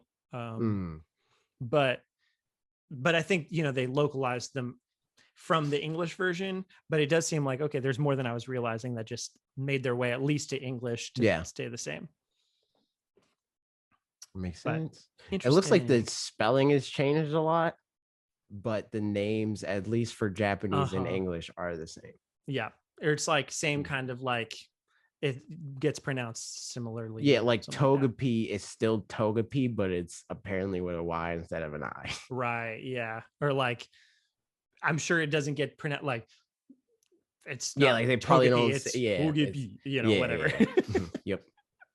Oh, yeah. Stuff.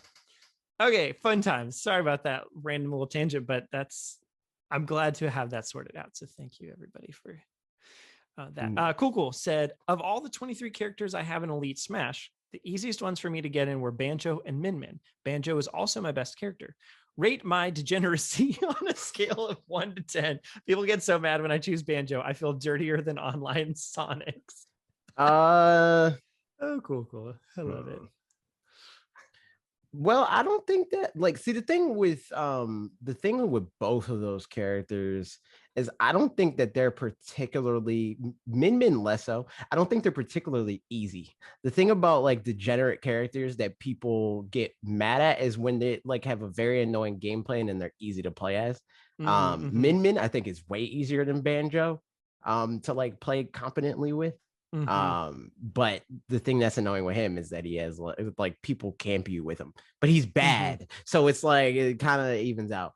If those are the two characters that are like your examples for being degenerate, I'd give you like a 6.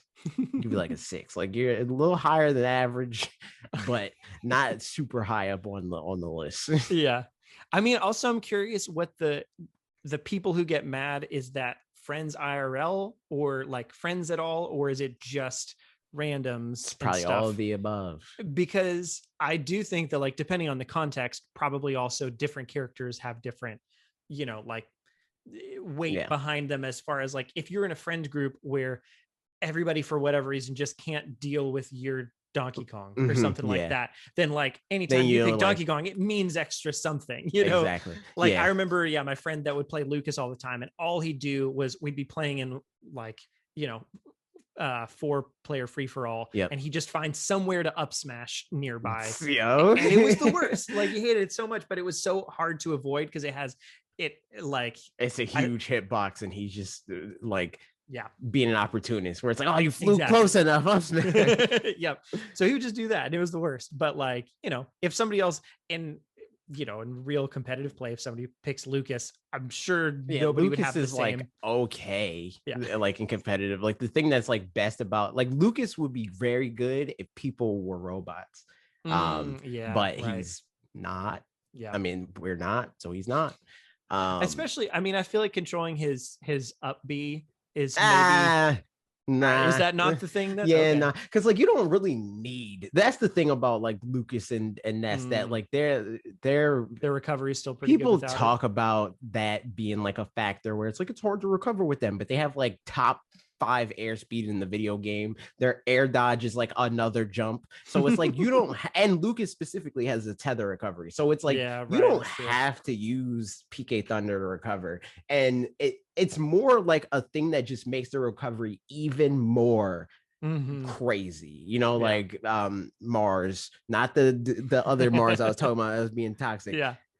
Different Mars that's like in the Oh, community and stuff. interesting. He Yeah. plays Oh, right. Yeah. Lucas. He plays Lucas.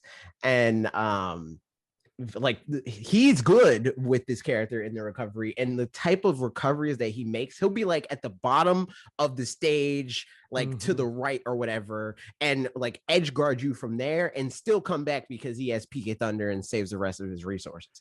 Goodness gracious. So it's like, yeah, it's like the recovery is crazy good. It's Yeah. very good, and people are dumb. But yeah, like I get that, like with Min Min specifically, like it depends on who I'm playing with, I guess. Cause like some people hate Pokemon, like hate playing my Pokemon trainer because I'm good with Pokemon trainer. So it's like they're like, I'd rather fight Min Min because you're not as good with Min Min. But other people just don't know how to fight Min Min. So they're like, I hate when you pick Min Min because like I don't know how to fight this character. So it's like, I get it.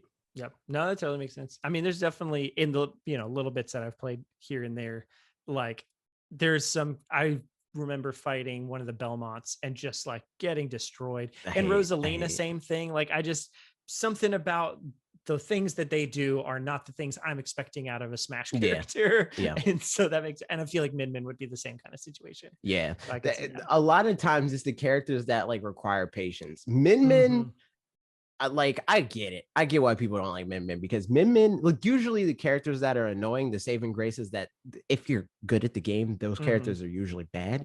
But Min Min is good. Min Min is very good. Like, Min Min's easy top 10 in the video game. So like the fact that her playstyle is like annoying and like you got to be patient to like beat her, and the fact that she's good makes it even more so like, man, like you got to play this character, but like I don't really mind it because like I understand how the character works and I'm not bad at the video game. So it's like whatever. The characters to me that are like I was saying, the degenerate ones, is that the ones that are like very easy to play. Like Min Min, she's harder to play if you play Smash a lot because she like breaks the rules of Smash. Like she doesn't have a side special, you know, like it's like that sort of stuff. Yeah, you got to play her very differently from the rest of the characters in the game. You also have to play this next question differently from Zach Clark, who says, outside of the classics coming to the N64, what titles that are less known do you want? Will we see the more rated M games that the N65 got? I'm guessing that's a typo, but maybe not. Maybe we just don't know. Is a second tier going to be justified? Like having a second tier? I don't think that the titles that like people that are less known are the reasons why it's going to be in a second tier. If it is, right, you know, it's going to be the Mario 64s. It's going to be the freaking, you know, original Smash Brothers, and you know, like Mario. Well, not Mario 64, because Mario 64. Like, I mean, it'll probably be on there, but that wouldn't be like the reason. Yeah, sorry, go ahead. I don't think. But yeah, like Ocarina of Time, Majora's Mask, you know, like games like that, I think are the reason why they can be like, all right, pony up more money. 100% that. The thing is, like, the N64, people say it doesn't have as big a library as like SNES or NES or something like that. And sure, that may be true to a degree, but the things that it's lacking is third-party support that's not really coming to NSO anyway. So as far as being a Nintendo Switch Online service, it's going to be as good, if not, I mean, other than the whole, you know, like it's some of its janky early 3D stuff, that whole side of the argument, just like recognizability, it's gonna look as good, if not maybe better than SNES or NES, outside of like, you know, because Nintendo has is the best game of all time, Super Mario World's the best game of all time, that kind of thing, right? You know? Because of the relative lack of third-party support, Nintendo had to work harder.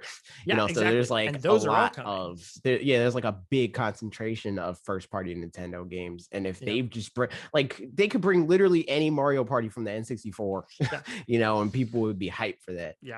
And people will also complain about like, I mean, this was one of the things I was frustrated about on the discussion as well, was talking about like, without rare games, it's just not going to feel like an N64 lineup, which not true.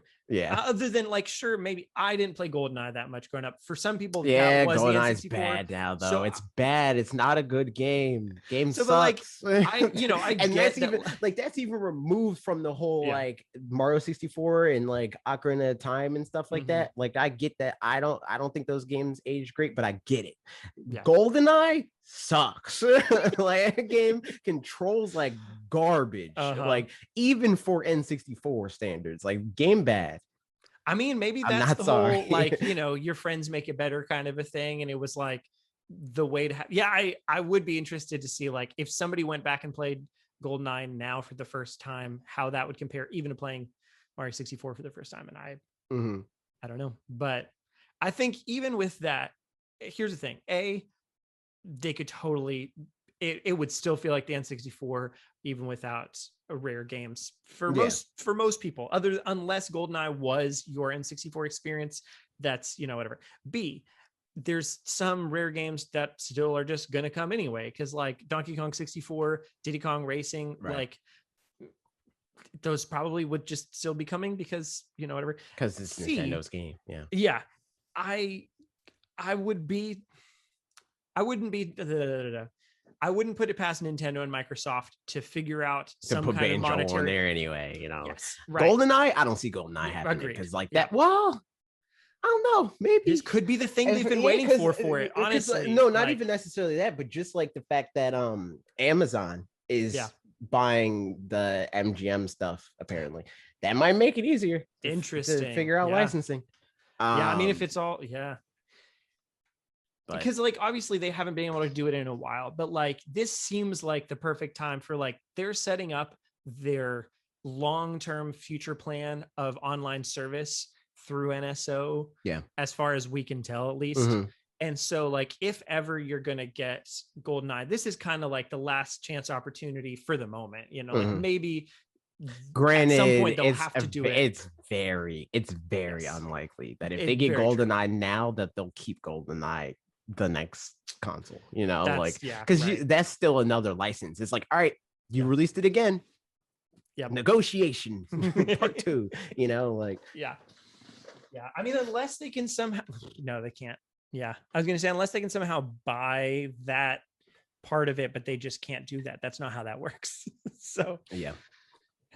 But all that said, like I think Nintendo has to buy Amazon. It's the only it's the only choice. And then you'll be taking Nintendo's money when you get a It's true. Twitch Prime subscription. True, it's full circle. Which is not all you've ever wanted. So all things considered, yeah, I think a new tier totally going to be justified, especially considering the fact that like most of the games people do want to play, which on all that stuff are going to end up being there, other than maybe GoldenEye or other than almost definitely GoldenEye will not be. Banjo, I could see it happen, but it might not. But about the M-rated games, I mean, I don't even remember the Conker's Bad Fur M-rated Day games probably. that well. Yeah, true that. And that's rare. And then and GoldenEye's mature. And Perfect Dark, same thing. Duke Nukem. Yeah, right. That's mature. It is. Or immature at the same time. Facts. That's usually the case for most, even now. Yep. Alec said Mario Eye, GoldenEye with Mario characters and locations. I think that's a mod, isn't it? Probably. I wouldn't be surprised.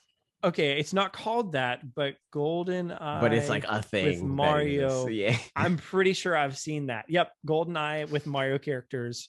So either you already knew that, Alec, or you are a wizard. I'm not surprised. You're a wizard then. Duke Nukem was on N64. Only knew of that game on. Yep, my brother had it. I remember playing it on N64.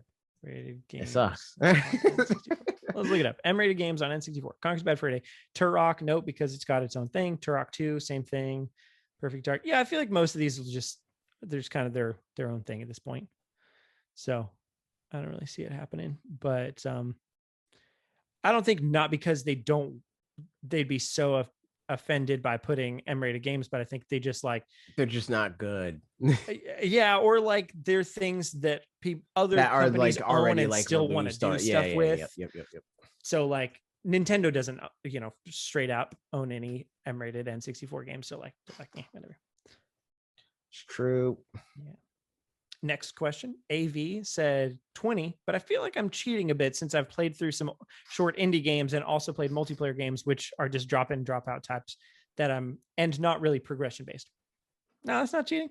That counts. It's games. It's experiences, Super low res strippers. I mean, it's true. And you could pee in that game. Maturity. Is this Duke Nukem? Yes, Duke or Nukem. Just are you talking about super low res stripper 64? No, in Duke Nukem, there's super low res strippers, and you can pee, and you can drink water out of the fire hydrant. Was that the game that they pulled all the voice clips from and did the prank, the viral prank call video back? Do you know what I'm talking about? Was it something about chewing bubble gum? I think so. Yeah, probably. Yeah. There is. Yeah, it was for anybody who doesn't know the context. So somebody prank called somebody, some mom or something back in the day, and had a switchboard of just like whatever, some random stuff that Duke Nukem would say, and made a conversation out of it. And it was humorous. That's it. That's the end. It was humorous. The Nintendo Explorer said N64 and Game Boy / Game Boy Color / Game Boy Advance on the NSO would be cool, but I'd also like the option of buying / downloading my favorites. Just feel like once Nintendo moves on, we won't have access to this anymore, and they're so annoyingly slow with catching back up with each new generation. Yeah. Here's my thoughts, because I have some. I think and I hope that this is the last time that they're going to be this slow with catching up, because they're finally doing something where they don't have, like, it behooves Like they could them. just let it sit there. Yeah, like next like how console, Game Pass on Series X isn't different from Game Pass on Xbox it's just One. the same thing, because your value as a customer to them isn't new money every time, it's recurring money for as long as possible.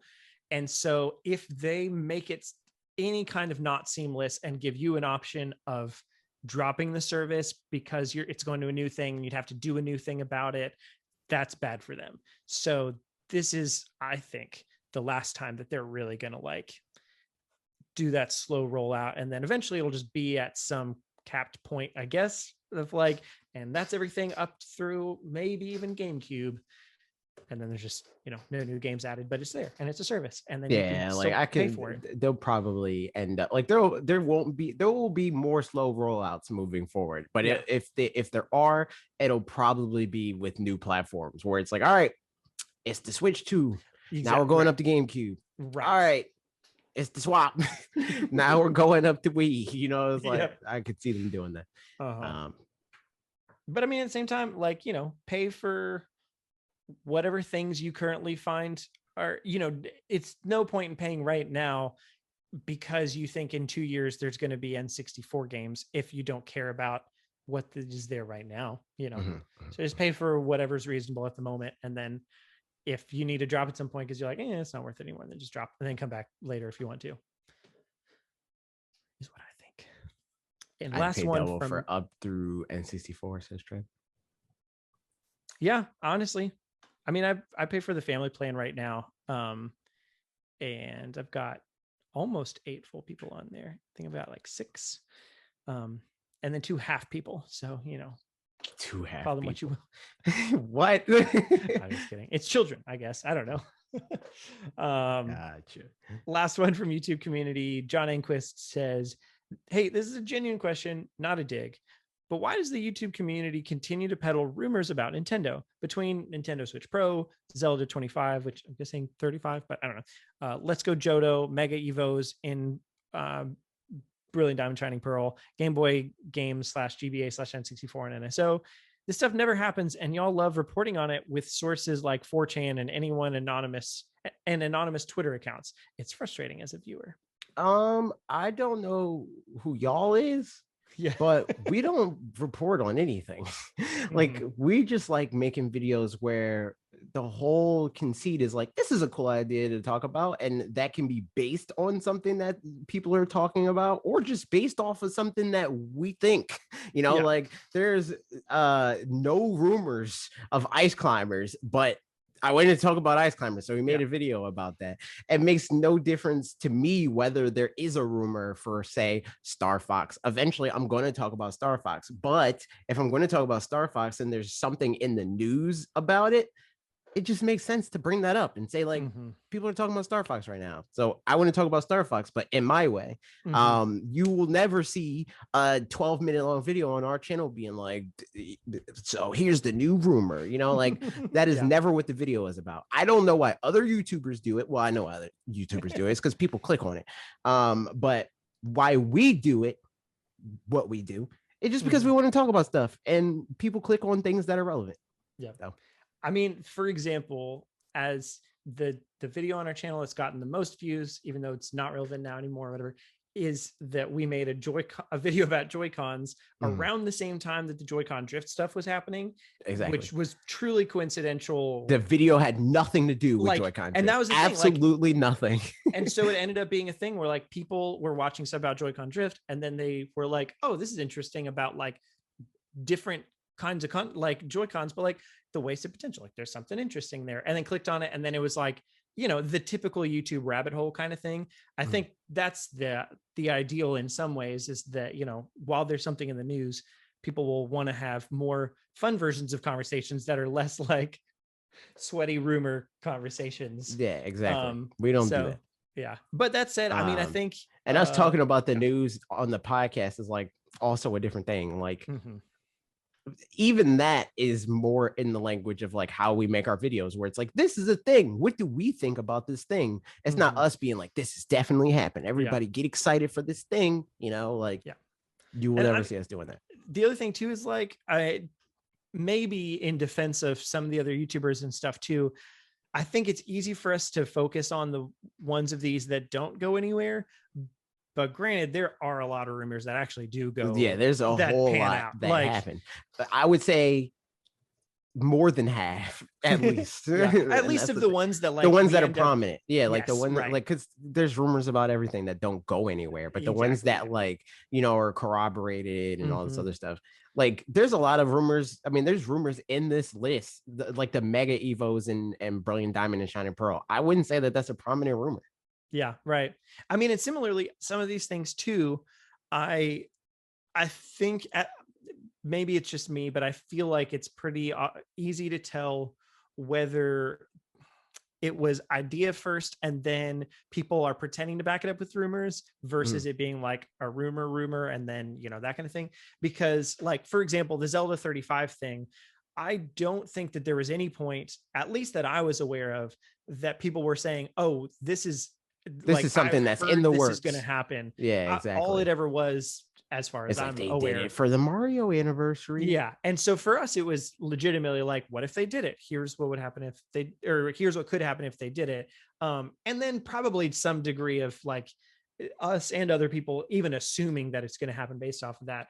But I don't know that I remember anybody specifically saying like this is going to happen. And so like, yeah, you know, if you ever caught us saying that, which I don't think you did, but if you ever feel like you did, like, apologies on that, because I definitely, you know, yeah, I think rumors are interesting conversation starters in some ways, but it's not that fun to like really hang out on them too much as the end, like they're a means to an, or they're the ends to a mean, maybe even like of like, now we get to have a conversation. But exactly, it's like, this is a thing that people are searching for, so let's talk about it in a different way. Because even I get tired of that. Like we were streaming when what was the Bluetooth audio thing? I was streaming and I was talking about how, like, cause somebody put in the comments or whatever, it's like, oh, the Bluetooth audio thing happened. I was like, watch, there's going to be 3 videos today, right now, within the next few hours, and they're going to all be at least 8 minutes long. And then people in the comments were like, well, this person made a video about it already, and this person made a video about it already, but we don't do that, you know. Like even when we talk about what video will be next, like in our like thread or whatever, where it's like, I want to make a video about this, and it's like, oh yeah, and that makes sense because this, you know. It's like, it's never like, all right, Parker, they just announced a brand new Nintendo Direct, now report on it, report on the rumors that are you know, that are happening, and blah blah. It's like, they're making a Nintendo Direct. People want to talk about Nintendo Directs because that's fun. What do you want in the Nintendo Direct? You know, it's never like, we're the go-to source for the rumors that you need to know, you know. Yeah, which, like, I don't know, this goes back to something we were talking about a couple weeks ago, maybe months ago or something, but of like the discourse has become a lot more news driven, I feel like, or news and rumors driven, and less like like fun, not even speculative. That's the thing. Yeah, that's like, true. It's not even speculative. It's not even more speculation. Yeah, exactly. Like, it's not like what we'll do usually in a video where it's like, this would be cool, is we'll be like, this would be cool, and this is why it could also be feasible, which is not the same thing as like, this would be cool and this is why it's definitely going to happen, right? You know? There's only a few that, like, I remember I did the 3D Donkey Kong video. That's one of the only ones that I feel like I was like, could this be happening? And it was because, like, legitimately they hired people from this team at Retro, and then maybe blah blah, like those kinds of things, like maybe it could be happening. But like, even then, I'm pretty sure I framed it as like, I don't know, maybe that's nothing, but let's talk about 3D Donkey Kong anyway. Yeah, But outside of that, pretty much everything is, yeah, like you said, like who even knows if they're going to make another Star Fox game? But if they did, all of your ideas from your video this week. exactly. Yeah. So, but yeah, it's a harder sell for that kind of a thing than it used to be for whatever reason. And I'd love to either figure out why or figure out how to make that not be the case. But just that seems to be the case these days. True. I think right. that's why though. I think that a lot of people conflate the two, where it's like they see that it's like, oh, it's this video about Diddy Kong or whatever, and I didn't see Nintendo say anything about Diddy Kong, so it must be a rumor about Diddy Kong, or it must be somebody saying that this is going to happen, and I don't want to be lied to. But it's like, we're not lying to you. We're just being like, oh, this is a neat thing to think about if this happened. Yep. Yeah, exactly. Alex said, got bust one out of Parker's spreadsheets to keep track of all of them. We got spreadsheets, not gonna lie. True, mad spreadsheets. Yep. Honestly, if it were up to me, if the world were just the things that were the ideas in my brain, a lot more videos would be just like spreadsheety kinds of things of like, yeah, I don't know. It's just so interesting to me to like visualize. To the point where I should have pulled this up, but I didn't do it, and it doesn't matter. Matt Piscatella, there is some new NPD stuff that was some interesting facts on like how people are gaming or whatever, and that like fewer people are gaming in 2021 than 2020, which makes sense, but spending more time doing it for the people that are playing, which also makes more sense because it's, and so it's just interesting data, stuff like that, to where I went to their website and was like, I wonder what it would take to become an industry analyst, because I feel like that kind of thing is the kind of thing that I like. But I didn't figure out any answers, but it would be fun. Maybe not. Maybe it wouldn't be fun. Thinking about the idea of, in any case, whatever. Well, moving along. From Twitter, Proud X Print says, what's you guys' favorite horror game? Have you ever played this little game called Luigi's Mansion? I knew it. Yeah, honestly, that's my whole repertoire of horror game, I feel like. Actually, I might have a slightly different answer. There's a short section. Spoiler alert, I have played very, very few horror games, if any at all, other than like seeing them a little bit of. Yeah, I've played horror games. See, the thing is, like, I feel like I have a very different reason for not having a lot of exposure to horror games than you do, and it's because I'm cynical, and I know that I am. Yeah. So right. I know that I'm like, dude, you're pixels, man. Like, I know that somebody rigged you to make that. You're looking at me like that because somebody sat in Maya for a month and modeled you. Like, why am I scared of that? Yeah, I think what's like, in some ways, the scariest things end up being like,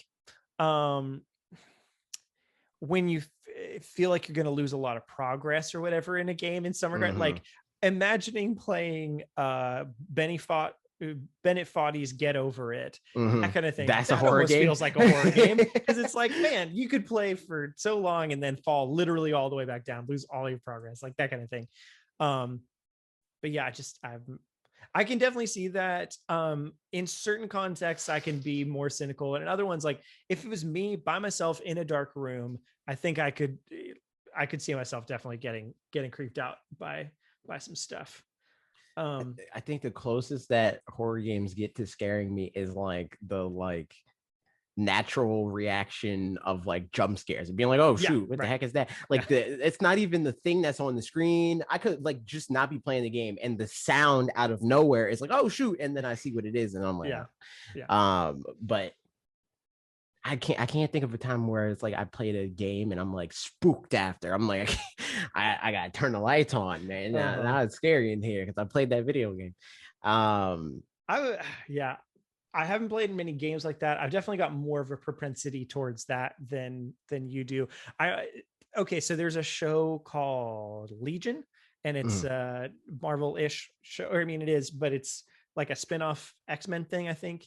But the main guy, like the premise is something to the effect of that he's haunted or like possessed kind of, or Mm-hmm. whatever. I'm not going to spoil anything, but fairly often you see the like demon thing that's haunting him. And it's like this really creepy looking, like it's not like a little demon. It's maybe it's not that tall, but like a very, He's a big demon.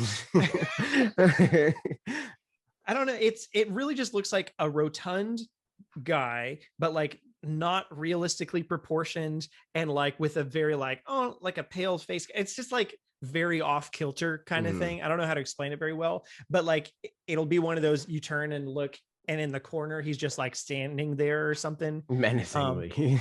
Yeah, and like then it disappears. So that's the kind of thing, like after watching that, I would have to remind myself as I'm walking up the stairs into the darkness of the upstairs, be like, doop-a-doop-a-doo, there's not a demon thing in the corner, turn on the lights, and I'm good. But like, you know, I could see if I was more spooked that I just would not want to, but just, you know, get over it. I, again, maybe this is like a evolution thing.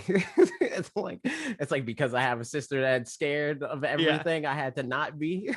Like somebody had to be the one that wasn't scared of anything. Yeah. But I just don't care. Like that. And I don't even necessarily like a lot of like horror games in a gameplay sense. Like I've played like Outlast and Amnesia and stuff like that. And they just feel like, and like to make you scared, they take tools away from you. And that like just like it's not fun. Yeah. Also, I remember the guy's called the Shadow King. I just looked him up, and he is very creepy. I was gonna show it on here, but then I was like, I'm not gonna do. Why not? I don't know, just because. Also, I feel like in pictures by itself, it's a lot less scary. Gotcha. Without the context, but yeah, it's just creepy.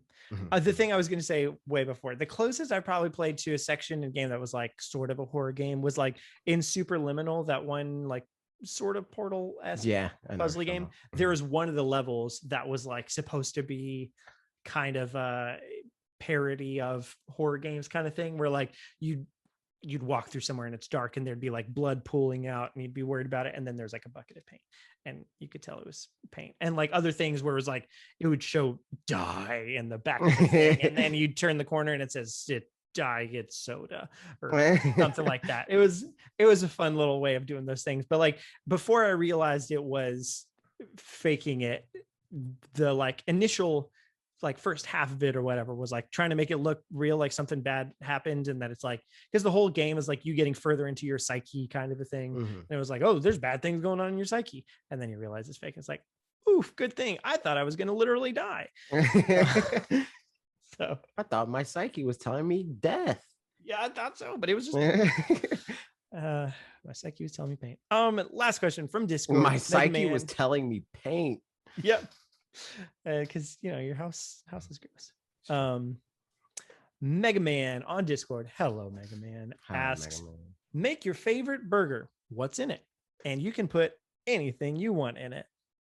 All right, so wait, like when I get burgers at like Five Guys, right? I get a burger, right? You sure do. I get cheese on the burger. Yeah, you do. That's true. Sometimes I get like extra cheese.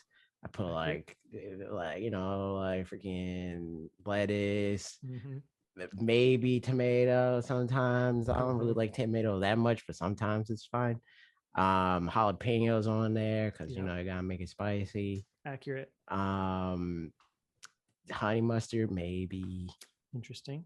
What else do I put on I like honey mustard. I don't know that I like honey mustard on burgers particularly. Like it feels like it depends on the honey mustard. It depends on the honey mustard, because like some places have like honey mustard that's like good for burgers and some don't.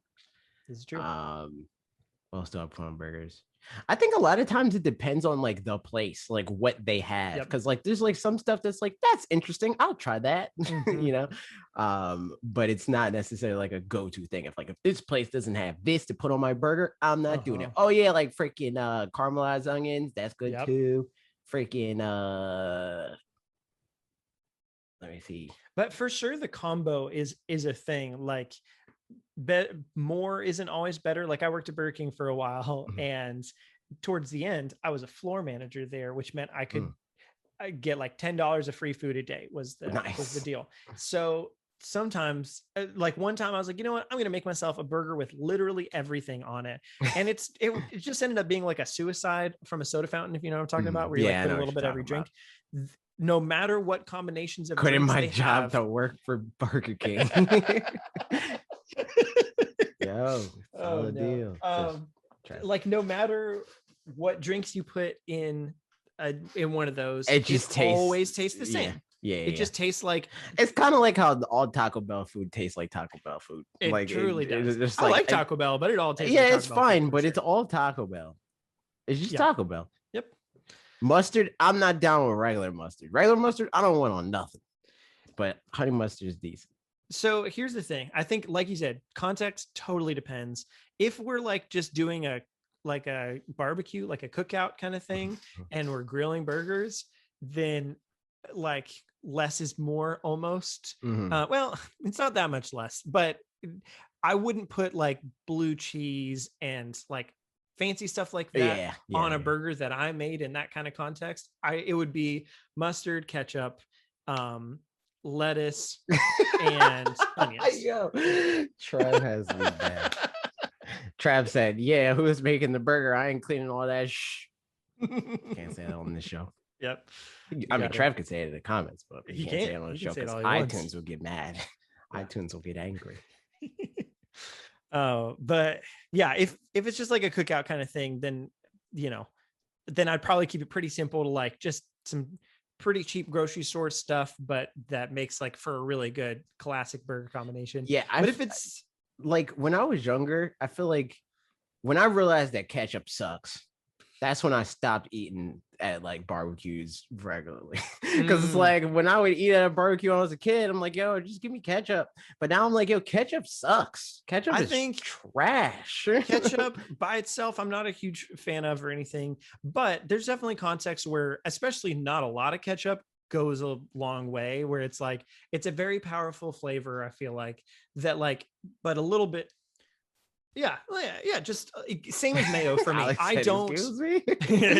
I'm not a big mayonnaise fan, except for in the context of like in Belgium on frites, the kind of mayo they have. I don't know. It's just good. That's all that there is to it. I lived there for a while, so I kind of have to say that, I'm sure, but it's good. That's like fact. Lots of mayo. Trev said the thing is you can substitute hot sauce for ketchup almost anytime, and hot sauce is way better. That is a fact. That's fact. Also, on burgers, you can substitute tomato for sure. Like if you just put a tomato on, it's pretty much doing the job of ketchup. Yeah, but without it be, it's like ketchup is like.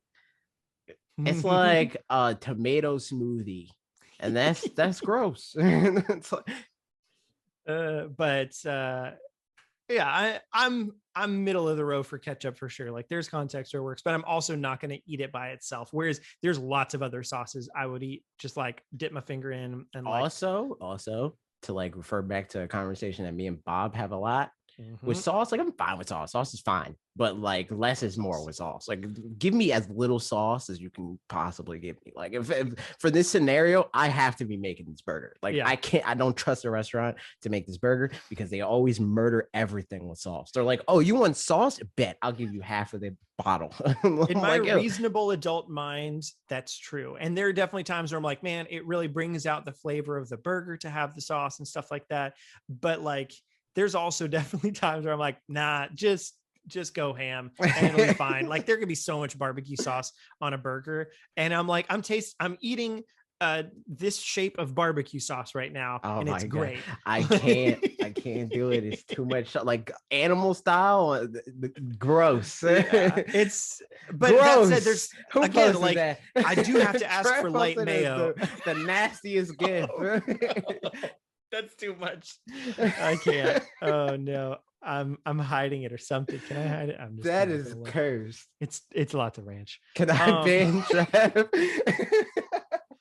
But yeah, like I've got to ask for light mayo because otherwise it's just they put mayo on too is much the mayo. Worst with what they freaking overload anything with. And it's like also it's bad, it's like double bad because it's like mayo is the thing that I want the least to be the most, you know, but it's like the thing that they're like, yo, I'm putting mad mayo on everything. And I'm like, yo, that's disgusting. Yep. I'll never forget, like, when I started working at Burger King, first week, one of the guys who's showing me the ropes was like, imagine every burger you're making as if it's for you, and that you liked the specific things on there a reasonable amount, that kind of a thing.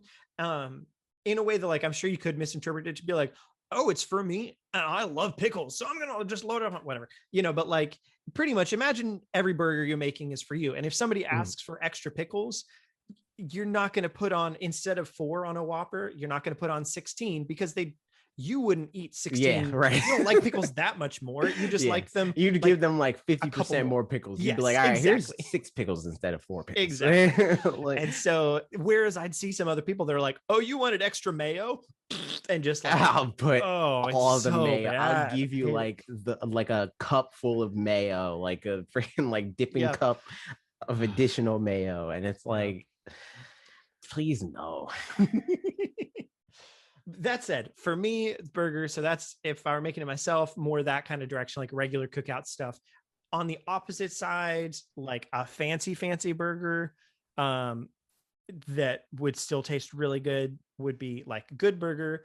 Yeah, probably like blue cheese, caramelized onions. Also, there's some kind of like, I don't know if is it called bacon jam or something? That sounds so gross to me, but it's like, it's bacon in some kind of context. I think it's bacon jam. Okay.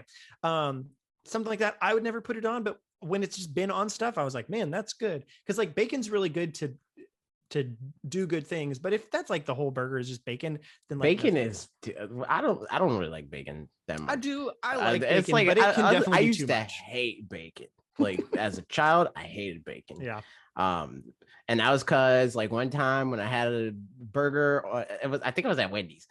It was fried. It had bacon on it, and I threw up because bacon was nasty. Yeah. And then after that, I was like, I'm not eating bacon. But now it's like sometimes bacon will be on something, and like me, just as a person, I'm not the type to be like to split hair. I'm not like, they put a thing I don't like on the thing. I'm not going to eat the thing. I'm gonna pick this stuff up. I'm not. I'm just going to eat it.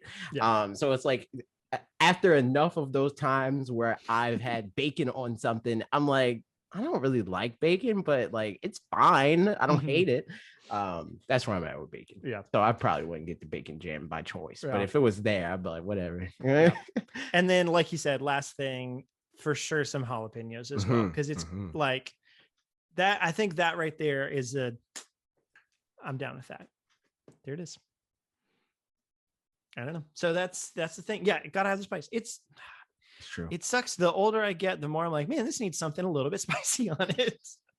I always like spicy food. I remember when I was like 6, and my dad got me General Tso's chicken. He was like, "Don't eat do not eat the peppers. Do not, because I don't want to deal with it." And I was like, I am just eating the peppers, and I was fine. It was like, okay, I don't want to deal with it. Man, yeah, that's really funny. Hey everybody, that's it for the Q&A part. We did it, but we did it now. This might be a little bit shorter because I haven't seen the most recent What If, and you haven't seen Shang-Chi. Yeah, and I have not seen that, and I probably won't until it's on Disney Plus. But yeah, Marvel, real quick, the Marvel minute, as we'll call it. Again, true. I haven't seen the latest. Oh, I would say though about the zombie one, because you were talking about that with Lee last week. Because I did see that one. I just haven't seen this week's one. I'm very much, I don't care one way or another about zombies. However, I feel like that one was pretty well done, only because it wasn't so much about the zombies and the zombie apocalypse, kind of like how do we blah blah blah, as much as like how would the heroes we know and love react to zombie stuff, and like seeing the Avengers go in full force, like Captain America and all that stuff, and get destroyed immediately. Like that was just a fun way to see that kind of stuff play out, and like that the vision. I'm spoiling stuff. That's true. The whole point of this. The thing that was true. True. The thing that annoyed me the most is like the marketing behind it, because it was not what the marketing was. It's not what if they turned into zombies or whatever. It was like how or whatever. It's like, and also the zombie thing is like, I'm just Yeah. tired. I'm done. Like, stop. I'm sick of it. We've had enough. We don't Yeah. need more zombies. Make different things. Uh-huh. Yeah, like Alex said, zombies make people stupid. That's how I feel about like so like horror movies. That's a common trope, but like so many shows, so many things. What if Iron Man was slower and stupid? that sounds like a good premise, right? Anything where all the conflict is happening because of a really basic thing like miscommunication or people just doing something that I don't think they would realistically do, like immediately I'm out, that just makes it hard to watch. I've said this before. I don't know if on here, but that like I really like Stranger Things season 1, season 2 is good but like the more we go, the more it's the same arc that things are happening and they're interesting things and the characters are cool and all, but nobody's talking to each other about the things happening in their own lives. And that's the problem. If they all communicated about all the things, then there would be no problem. They would at least solve it faster, but then there would be a show. That's also the thing that's annoying, because like whenever you bring stuff up like that, where it's like, man, this show's like plot device sucks, and then you're like, why don't they just do X? And then the answer is always like, then there would be no movie. It's like, no, there would be a better movie. If they thought of like something that was not just like, but if they obviously just did this, that was all the problem. Your problem shouldn't like elicit that response. It shouldn't be like, that's a stupid problem, just do this. Like that's lazy writing. Yeah. Trev's comment, watching old movies /shows are so funny because it's not uncommon for the problem to basically be cell phones have not been invented yet. And that makes more sense. Like literally, if it's just like, why don't they just text somebody? It's like, stupid. It's freaking 1971. They don't have a cell phone. Like, if the problem, is like they're trying to communicate with somebody, but they're unable to, totally on board with that. It's the times where it's like, they see they show us their cell phone and they're like, man, I just got a text message. I can't believe they just texted me that. It's like, yo, tell them to like call help. Right. Like in Stranger Things that they'll sometimes see another character and be like, oh yeah, I'm fine, like that said, I do enjoy the show, but like those kinds of things in shows where it's like just people. There was one that was really egregious for it and I don't remember what it was, but there was definitely something where I was like, just like out with it already. And that would have solved the whole thing. But so Marvel. Yeah. Was there another one that was it just the zombie one? That we didn't I think there was one this week that there was one this week. Yeah. Did you watch the one from this week or no? I haven't watched the one from this week, but I think you're right. There was another one. I don't think I'd watched the Doctor Strange one yet. I thought that was good. Yeah, I thought it was I like the Doctor Strange one. So far, the episodes that I think are good is the second one, the Doctor Strange one. Yeah. This last one that just happened. This one is this the season finale? Is this the last one? It's like the middle. Okay, cool. It's like there's like 10 episodes. There's one of those. Something. I don't know. How long is the show? Like 30 minutes? I think the 30-minute long episode shows are like 10 episodes. I think that's what Marvel said. But I don't know, man. All I know is the last one was good. Nice. So we're at like, I'd say maybe half of them are good, which is like fine. Yeah, I haven't seen this one. Yeah, the Doctor Strange one was, I like Doctor Strange and things. So yeah, we'll see how it pans out. I did remember a part of the Marvel thing that I wanted to talk about from midway through the podcast. I was like, "Oh, we should talk about this Marvel thing." Is you haven't seen Shang-Chi, but we sure did see the Denis Villeneuve, that guy, the Dune director, who was like, just another one of those freaking another Scorsese's thing. The old man shakes fist at cloud. Which like the couple of movies of his that I've seen that have been great. So it's not a thing on like, it doesn't make him any worse of a person to do those things, but like it just is so funny how like just people get mad. It's just like you're at the popular thing. Yeah, you're insecure. It's like my thing isn't making $1 billion, so I need to hate on the thing that is. It's like Right. That it doesn't make what he does any worse, but it makes me care about his thing a lot less. Exactly. Like, yeah. I will say that much. So Yeah. it's like, I mean, it's the whole just like let people like things, dude. Yeah. Like, it's, you know, we've talked before about the thing that I said that my songwriting teacher taught me, that like that somebody's one is somebody else's five, and that whole thing. And like Marvel movies are definitely just straight up threes, and probably his movies are somebody's four and somebody's two, you know, where it's like, it's pretty, it's definitely not like fringe by any means, but it's a little bit off middle, and well done and all that kind of stuff, and like has thought put into it. But like also the thing is like, the things that we like about Marvel movies, to be honest, for me, isn't the story arc specifically, but like what kind, like how does this person's powers interact with this other person's powers, and like the really small kind of nitty gritty things, like what's this character like, pretty much like, yes, it's totally a formula of like the story arc, and that's fine. But like in the same way that a song is, tons of songs, like I said on Twitter or whatever, but like so many songs are the same exact format as far as like verse, chorus, bridge, chorus, whatever. Right. But the way that you tell each of those things is a little different. And that's great, you know? It's just so silly. Character interactions, exactly. Like Trev said, I think the only Marvel movie I enjoy watching more than once was Ragnarok. And that's the thing. Like, me personally, I don't care how good the movie is. I'm probably never going to watch it more than once. Honestly, like, same. There are some exceptions. Like, I've probably seen Black Panther like 5 times, and that is like the most I've seen a movie in recent memory. But for the most part, I'm not watching a movie more than once. I'm not playing most video games more than once. Like, I just need to play it once or watch it once. I need to consume it once. I don't need to see the same, because no matter what the story is, it's still the same story. I know what the story is. All right, I got it. I get it. Things happen. People died. People lived. People fell in love. Their babies were made. Great. Like, yeah. I mean, and that's like, especially because the thing that we watch a lot over and over again in our family is sitcoms. Like, we'll watch Friends or Brooklyn Nine-Nine or whatever. Which, by the way, for anybody who's watching it, Brooklyn Nine-Nine's newest season is doing such a good job of like, because I was like, man, how are they gonna talk about cops now after just, I mean, everything's been going on forever, but especially after 2020, like, what does that look like for a cop show with people who are, for the most part, pretty, I don't know about specifically like woke, but at least pretty, like, on top of things and care. That's pretty Terry much Crews in that show.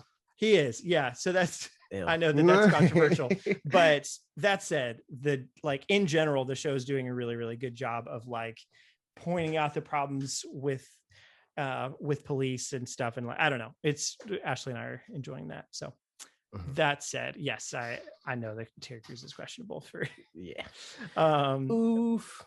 But that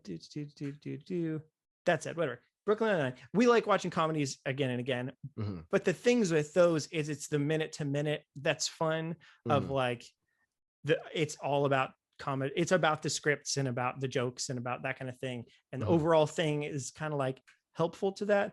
Whereas in action movies and stuff, minute to minute is important, but like only really once. I don't know. It's just not like, so much of like action movies and stuff like that is like the suspense of like, how will they do the thing?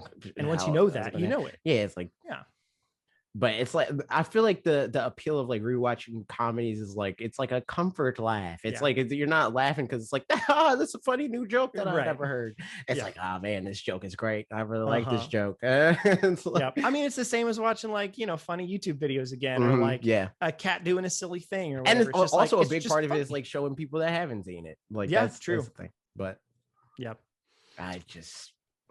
I'm way more like, if I'm going to rewatch something, it's something that's funny. It's like, like, I got to show you this funny thing, but I'm not going to be like, yo, you got to see this action movie, dude. I'm not watching an action movie again. I'm not doing it. I refuse. Like, I already saw it. Dodgeball, for instance. Yeah. Alec asked, did you guys watch the Hawkeye trailer? I did. Yes. I was a little confused.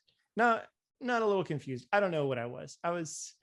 I'm not super Hawkeye, hyped about it, if I'm being yeah, honest. I feel like with Hawkeye, like, and I know you're different on this, but I feel a worse version of how, and by worse, I don't care at all, but it's similar to how Loki was for me, where it's like I don't particularly care about Loki, but it's a worse version of that because Loki, like the premise of the show was interesting. So I don't have to care about Loki to care about the show. I care about Loki now because of the show.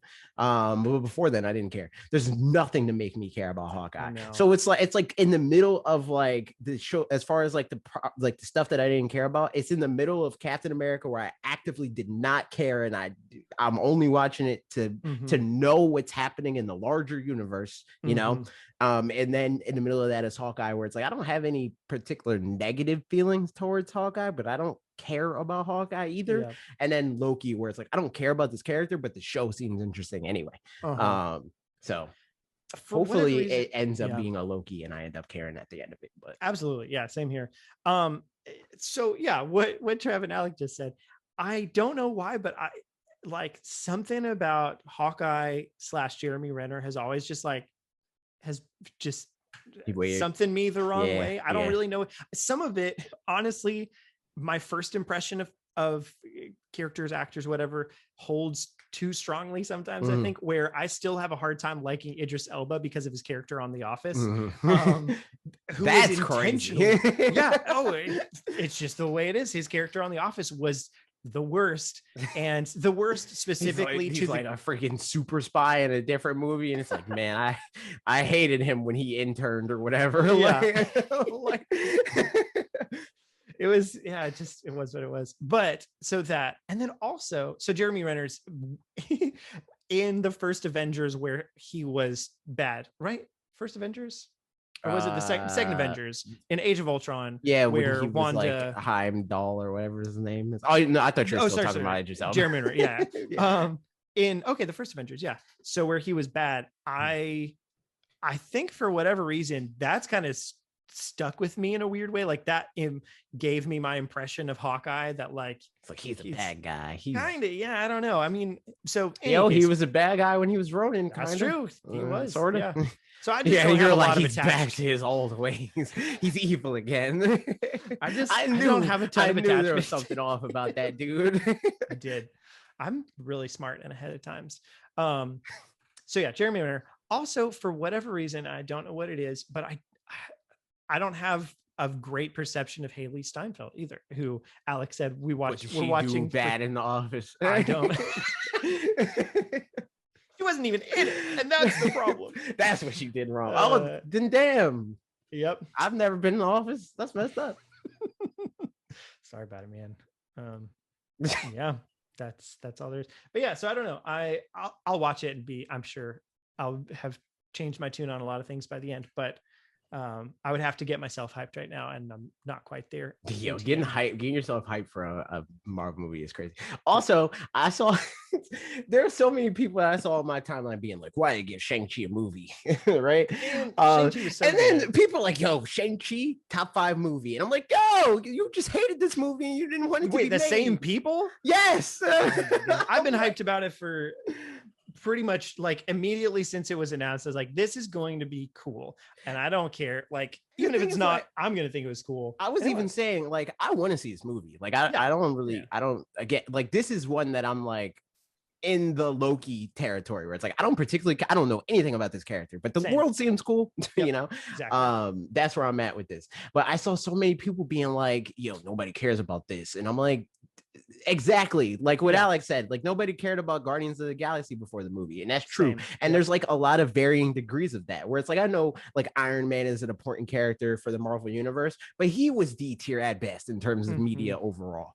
But now he's like S plus, you know. It's because they were able to take this character that nobody cared about and make them care about them. Like, honestly, that's how intellectual property works. It's an idea. Like, you can make the worst idea ever a good idea just by giving it to a different person. You know, like, and arguably Spider-Man as the opposite of that, not even your typical Spider-Man Iron Man point, but they had to not get to do his origin story because of how many times his origin story had been done. You know, like if the benefit of these unknown characters is A, you can change them as much as you need to, but B, also like you just get to introduce everybody in a way that you know you're introducing the majority of people at the same time in the same way. And so there's not too many preconceived notions or whatever. But like Spider-Man, they couldn't even get to do Uncle Ben's story. You know about Uncle Ben, dude. Yeah, you know exactly. He got bit by a spider. It's fine. You don't got to talk about it anymore. Like I think Marvel, like, and this, I mean, to be fair, that's what happens with a lot of things. Like limitations breed some of the best things ever. You know, it's. I think that they accidentally fell upon a blueprint and they're sticking to it. Whereas before they made Iron Man into this like S tier property because they had to. And now they know that like that is a solid way to like just grow the brand overall, to be like, all right, what do people not care about? We got the MCU, dude. It carries. We can make anybody care about anything now. It doesn't matter what it is. Yeah. So they're like, all right, nobody knows what Shang-Chi is. So let's make a movie about that. You know, and that's good.